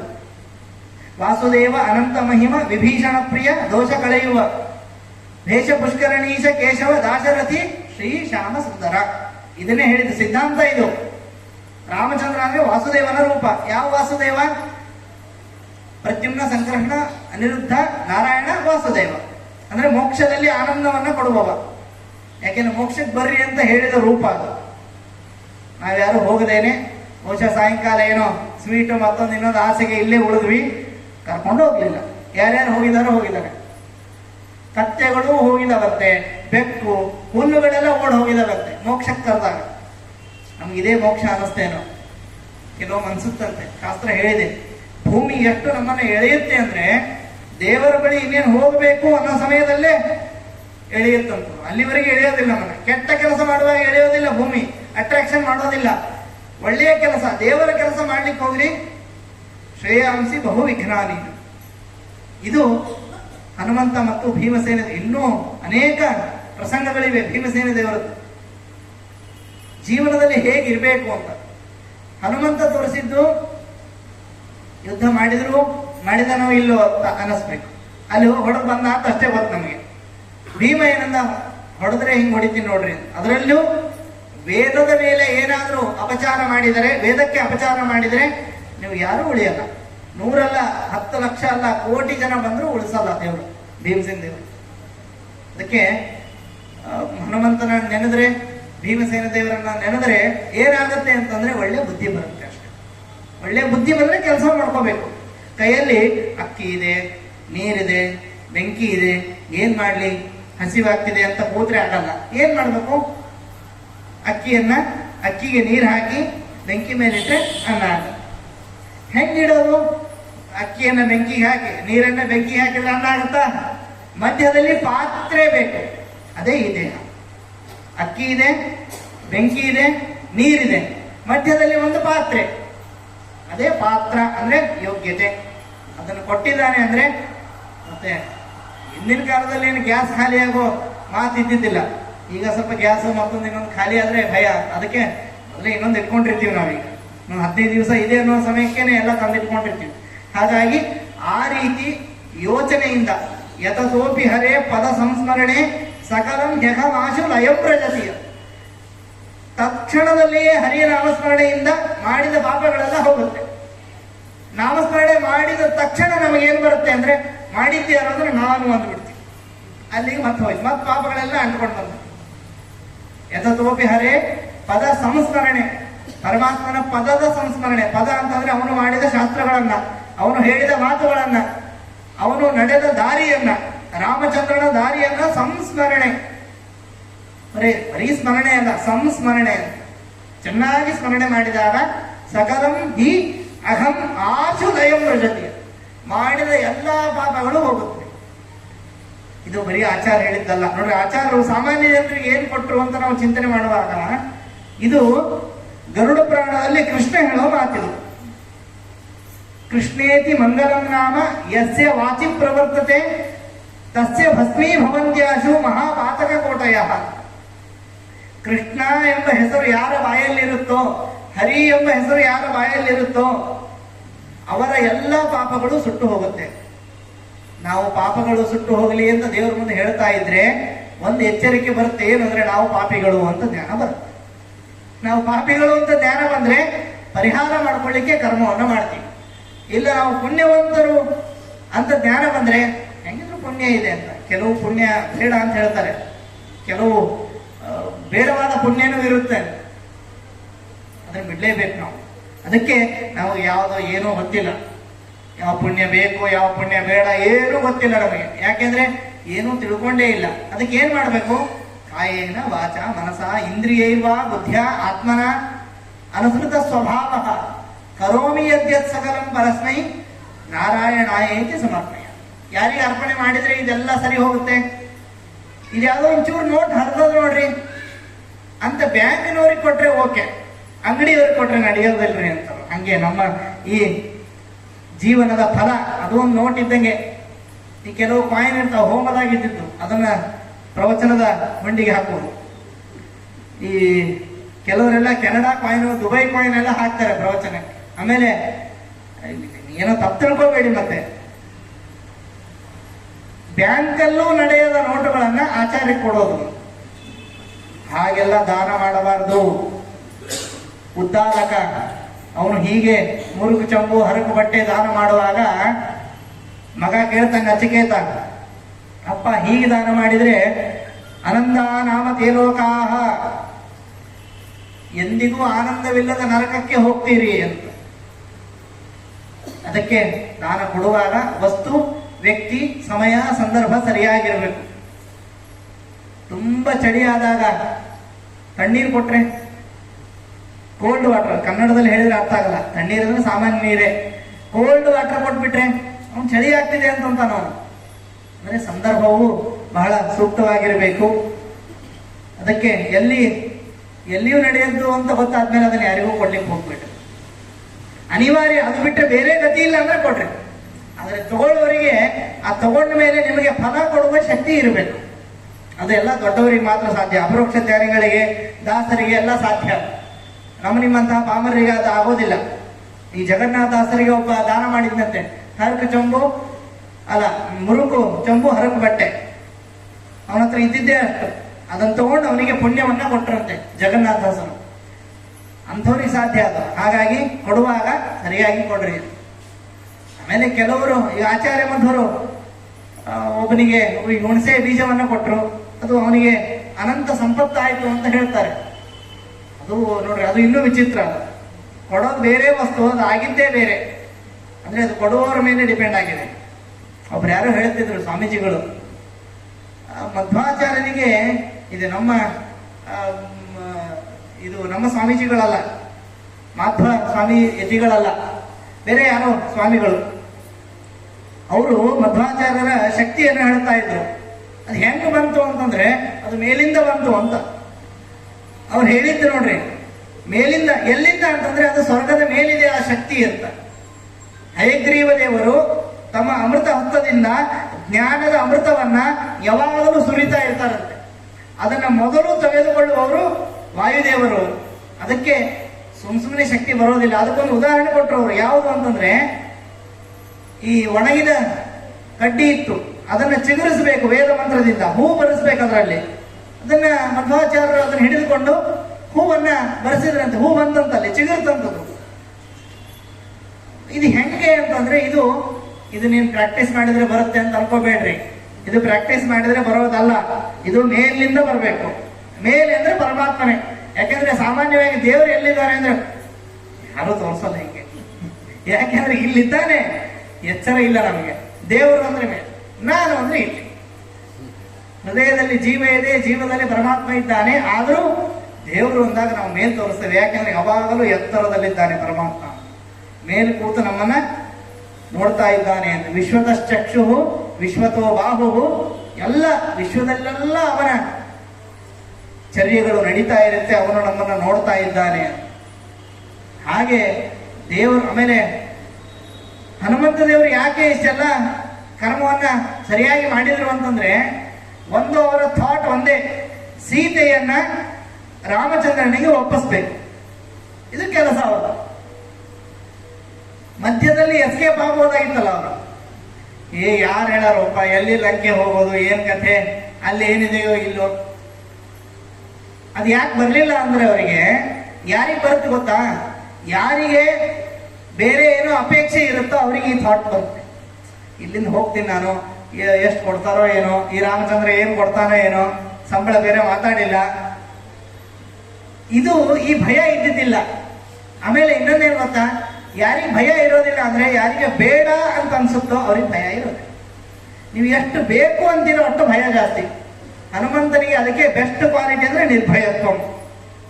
ಬುದ್ಧಿ, ಮೊದಲೇನು ಬುದ್ಧಿ ಬೇಕೇ ಬೇಕು. ಮತ್ತೆ ಇದರಲ್ಲಿ ಯಾವುದೋ ಒಂದು, ಕೆಲವರು ಇದ್ದಾರೆ, ಆಚಾರ್ಯ ನನ್ನ ಮಗನಿಗೆ ಬುದ್ಧಿ ಇಲ್ಲ, ಅದಕ್ಕೆ ಯಾವ ಶ್ಲೋಕ ಹೇಳಿ ಅಂದ್ರೆ ಬುದ್ಧಿರ್ಬಲಂ ಅಂತ. ಅಲ್ಲ, ಎಲ್ಲಾನು ಬೇಡಬೇಕು. ಬುದ್ಧಿ, ಬಲಂ, ಯಶೋ, ಧೈರ್ಯಂ, ನಿರ್ಭಯತ್ವಂ, ಅರೋಗತ, ಇದಂತೂ ಬೇಡಲೇಬೇಕು. ಎಲ್ಲ ಡಾಕ್ಟರ್ಗಳು ಬೇಡ್ತಾರೆ. ಅಂದ್ರೆ ಎಲ್ಲಾ ಡಾಕ್ಟರ್ ಬೇಡಲ್ಲ, ಕೆಲವೊಮ್ಮೆ ಈ ರೋಗತ ಇದ್ರೇನೆ ಅವರಿಗೆ ಬೆನಿಫಿಟ್. ಅರೋಗತ.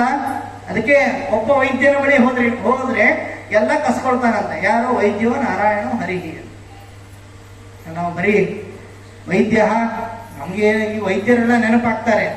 ಸಂಸಾರದಿಂದ ದಾಟಿಸುವ ವೈದ್ಯ ನೆನಪಾಗಲು, ಅದೇ ನಿಜವಾದ ಕರ್ಮ. ಕುರು ಹುಂಶಜ ಕರ್ಮ ನಿಜಂ. ನಿಮ್ಮ ಕರ್ಮವನ್ನ ನೀವು ಮಾಡ್ರಿ. ಯಾರೋ ಮಾಡ್ತಾರೆ ಅಂತ ಕರ್ಮ ಮಾಡಬೇಡ್ರಿ. ಯಾರೋ 2 ದಿವಸ ಉಪವಾಸ ಇದ್ರು ಅಂತ ನೀವು ಉಪವಾಸ ಇರಬೇಡಿ. ನಿಮ್ಗೆ ಆಗುತ್ತೋ ಇಲ್ಲ ನೋಡ್ರಿ.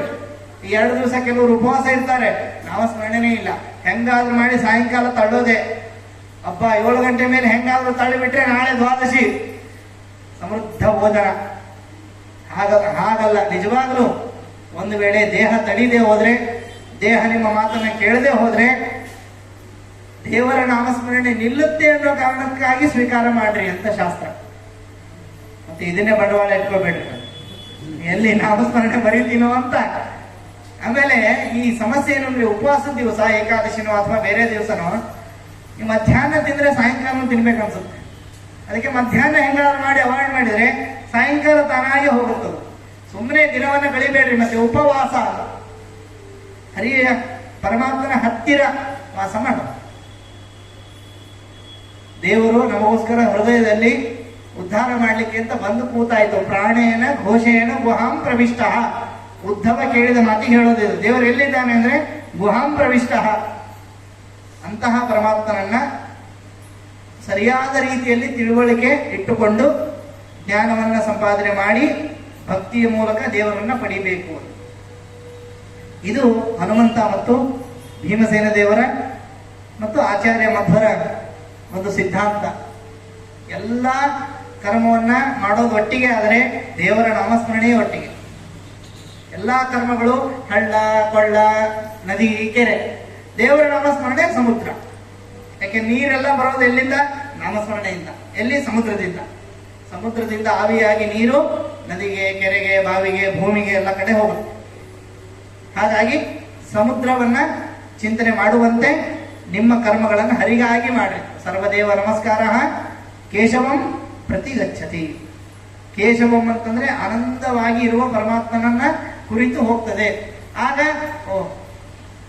ನಿಜ ಸುಖದಾತ ಮಹಿಪತ ದಾಸರು ಹೇಳ್ತಾರೆ, ಪರಮಾತ್ಮ ಏನ್ ಕೊಡ್ತಾನೆ ಅಂತಂದ್ರೆ ಇನ್ನೊಬ್ರ ಕೈಯಿಂದ ಕಸ್ಕೊಂಡು ನಿಮಗೆ ಕೊಡಂಗಿಲ್ಲ. ಈ ಸಾಲ ಫೈನಾನ್ಸ್ ಅವ್ರು ಹೆಂಗ್ ಮಾಡ್ತಾರೆ ಅಂದ್ರೆ ಒಬ್ಬರ ಕಡೆಯಿಂದ ಹೀರಿ ಹೀರಿ ದುಡ್ಡನ್ನು ಹೀರಿ ಇನ್ನೊಬ್ರಿಗೆ ಸಾಲ ಕೊಡ್ತಾರೆ. ದೇವರು ಹಂಗ್ ಮಾಡಲ್ಲ. ನಿಮ್ಮ ಆನಂದವನ್ನ ನಿಮಗೆ ಕೊಡ್ತಾರೆ. ನೀವು ಕಳೆದುಕೊಂಡ ನಿಮ್ಮ ಹಣವನ್ನ, ನಿಮ್ಮ ಮೂಲ ಧನವನ್ನ, ನಿಮ್ಮ ಸ್ವಭಾವವನ್ನ ನಿಮ್ಗೆ ಕೊಡ್ತಾನೆ. ಅದನ್ನೇ ಆಚಾರ್ಯರು ಸ್ಪಷ್ಟವಾಗಿ ಹೇಳಿದ್ದು, ಕುರು ಭುಂಕ್ಷೋಚ ಕರ್ಮ ನಿಜಂ ನಿಯತಂ ಅಂತ. ನಿಜಂ ಅಂದ್ರೆ ನಿಮ್ದು ಅಂತ. ಅವನದು ಆನಂದ ಕೊಡ್ಲಿಕ್ಕೆ ಆಗಲ್ಲ, ನಿಮ್ಮ ಆನಂದವನ್ನು ನಿಮ್ಗೆ ಕೊಡ್ತಾನೆ. ಯಾಕೆ? ಜೀವವು ಆನಂದ ಸ್ವರೂಪ. ಅದನ್ನ ಎತ್ತರದಲ್ಲಿ ಇಟ್ಕೊಂಡು ಮತ್ತೆ ಆಚಾರ್ಯ ಮಧ್ವರು ಒಂದು ಪಾಠವನ್ನು ಹೇಳಿದ್ದಾರೆ. ಏನಂದ್ರೆ ಮೂಲವನ್ನ ಓದಲೇಬೇಕು ಅಂತ. ಮಹಾಭಾರತ, ರಾಮಾಯಣವನ್ನ, ಉಪನಿಷತ್ತುಗಳನ್ನ ಸರಿಯಾಗಿ ಅಧ್ಯಯನ ಮಾಡಿ ಆಮೇಲೆ ಆಚಾರ್ಯರ ಗ್ರಂಥಗಳನ್ನ ಸರಿಯಾದ ರೀತಿಯಲ್ಲಿ ಕ್ರಮದಲ್ಲಿ ಓದಬೇಕು. ಮೂಲವೇ ಗೊತ್ತಿಲ್ಲ ಅಂದ್ರೆ ವ್ಯಾಖ್ಯಾನ ಓದಿ ಉಪಯೋಗ ಇಲ್ಲ. ಟೆಕ್ಸ್ಟ್ ಬುಕ್ಕೇ ಇಲ್ಲ, ಬರೀ ಗೈಡ್ ಓದಿದ್ರೆ, ಟೆಕ್ಸ್ಟ್ ಬುಕ್ ಅಲ್ಲಿರೋ ಪಾಠಗಳನ್ನು ಓದದೇನೆ ಬರೀ ಕ್ವಶನ್ ಆನ್ಸರ್ಸ್ ನೀವು ಓದಿದ್ರೆ ಪರೀಕ್ಷೆಯಲ್ಲಿ ಪಾಸ್ ಆಗ್ತೀರಿ, ಜ್ಞಾನದಲ್ಲಿ ಫೇಲ್ ಆಗ್ತೀರಿ. ಹಾಗಾಗಿ ಸ್ವಲ್ಪ ಎಚ್ಚರದಿಂದ ಜ್ಞಾನವನ್ನು ಸಂಪಾದನೆ ಮಾಡಿ ಅಂತ. 3 ಅವತಾರಗಳು ಕೂಡ, 3 ಅಲ್ಲ, ಇನ್ನೊಂದು 30 ಆದ್ರೂ ನಮಗೆ ಬುದ್ಧಿ ಬರೋದಿಲ್ಲ. ನಾವು ವಾಸ್ತವಿಕವಾಗಿ ಜ್ಞಾನಕ್ಕೋಸ್ಕರ ಅಂತ ಯಾರೂ ಕರ್ಮವನ್ನ ಮಾಡ್ತಾ ಇಲ್ಲ ಅಂತ ಹೇಳ್ತಾ ಇದ್ರು ದೊಡ್ಡವರೆಲ್ಲ. ಕರ್ಮಕ್ಕೋಸ್ಕರ ಕರ್ಮ ಅದು ಒಂದು, ಫಲಕ್ಕೋಸ್ಕರ ಕರ್ಮ ಒಂದು, ಜ್ಞಾನಕ್ಕೋಸ್ಕರ ಜ್ಞಾನ ಅಥವಾ ಜ್ಞಾನಕ್ಕೋಸ್ಕರ ಕರ್ಮ ಇಲ್ಲ. ಸುಮ್ಮನೆ ಟೇಪ್ ರೆಕಾರ್ಡರ್ ತರ ಆಗಬಾರದು ಜೀವನ. ಯಾವಾಗಲೂ ಸ್ಮರಣೆ, ಉಪಾಸನೆಯನ್ನ ಮಾಡ್ತಾ ದೇವರನ್ನ ಪಡೆದ್ರೆ ಮುಗೀತು ಅಂತ ಅದೊಂದು ಎಚ್ಚರ ಇರಬೇಕು. ಅದೊಂದು ಖುಷಿ ಆಗ್ಬೇಕು ನಮಗೆ, ಹಬ್ಬ ದೇವರನ್ನ ಹೊಂದಿದ್ವಿ, ಇನ್ನು ಎಲ್ಲ ಮುಗೀತು ಅಂತ. ಅದಕ್ಕೆ ದೇವಸ್ಥಾನಕ್ಕೆ ಬರುವಾಗ ಈ ಭಾವನೆ ಇರಬೇಕು. ದೇವರಿಗೆ ಅರ್ಪಣೆ ಮಾಡಾಯ್ತು, ಇನ್ನೇನಿದ್ರು ಭಗವಂತ ಕ್ಷಮಿಸ್ತಾನೆ, ನಾಳೆಯಿಂದ ಮತ್ತೆ ಒಳ್ಳೆಯ ಕಾರ್ಯಗಳನ್ನ ಮಾಡೋಣ, ಹೊಸ ತಪ್ಪನ್ನ ಮಾಡೋಣ. ಹಳೆ ತಪ್ಪಾಯ್ತು, ಈಗ ಎಲ್ಲ ಅರ್ಪಣೆ ಆಯ್ತು, ಹೊಸ ತಪ್ಪು ಮಾಡೋಣ. ಹಾಗಲ್ಲ, ಈ ತಪ್ಪಾಗಿದೆ, ಇದು ಏನೋ ಅಚಾನಕ್ ಆಯ್ತು, ಏನೋ ಗೊತ್ತಿಲ್ಲದೆ ಆಯ್ತು, ಜ್ಞಾನತಃ ಅಜ್ಞಾನತೋ ವಾ ಕರ್ಮ ಆಗೋಯ್ತಿದು, ಗೊತ್ತಿಲ್ಲದೋ ಗೊತ್ತಿದ್ದು ಏನೋ ಅನಿವಾರ್ಯ ಕೈ ಹೋಗಿ ಮುಂದೆ ತಳ್ಳಿ ಬಿಡ್ತು, ಅವ್ರು ಹೋಗಿ ಬಿದ್ದು ಬಿಟ್ರು, ಗೊತ್ತಿಲ್ಲ ಕ್ಷಮಿಸಿ ಅಂತ ಹೇಳಿದಾಗ ಅವ್ರು ಕ್ಷಮಿಸ್ತಾರಲ್ಲ. ಏನ್ರಿ ಇವಾಗ ತಳ್ಳೋ, ನಾ ತಳ್ತೀನಿ, ನನ್ನ ಇಷ್ಟ ಅಂತಂದ್ರೆ ವಾಪಸ್ ಹೊಡಿತಾರ. ಅಷ್ಟೇ, ಕರ್ಮ ನಮಗೆ ರಿಟರ್ನ್ ಬರೋದು ಯಾವಾಗ ಅಂತಂದ್ರೆ ನಾವು ದೇವರಿಗೆ ಒಪ್ಪಿಸದೆ ಹೋದ್ರೆ ವಾಪಸ್ ಬರುತ್ತೆ.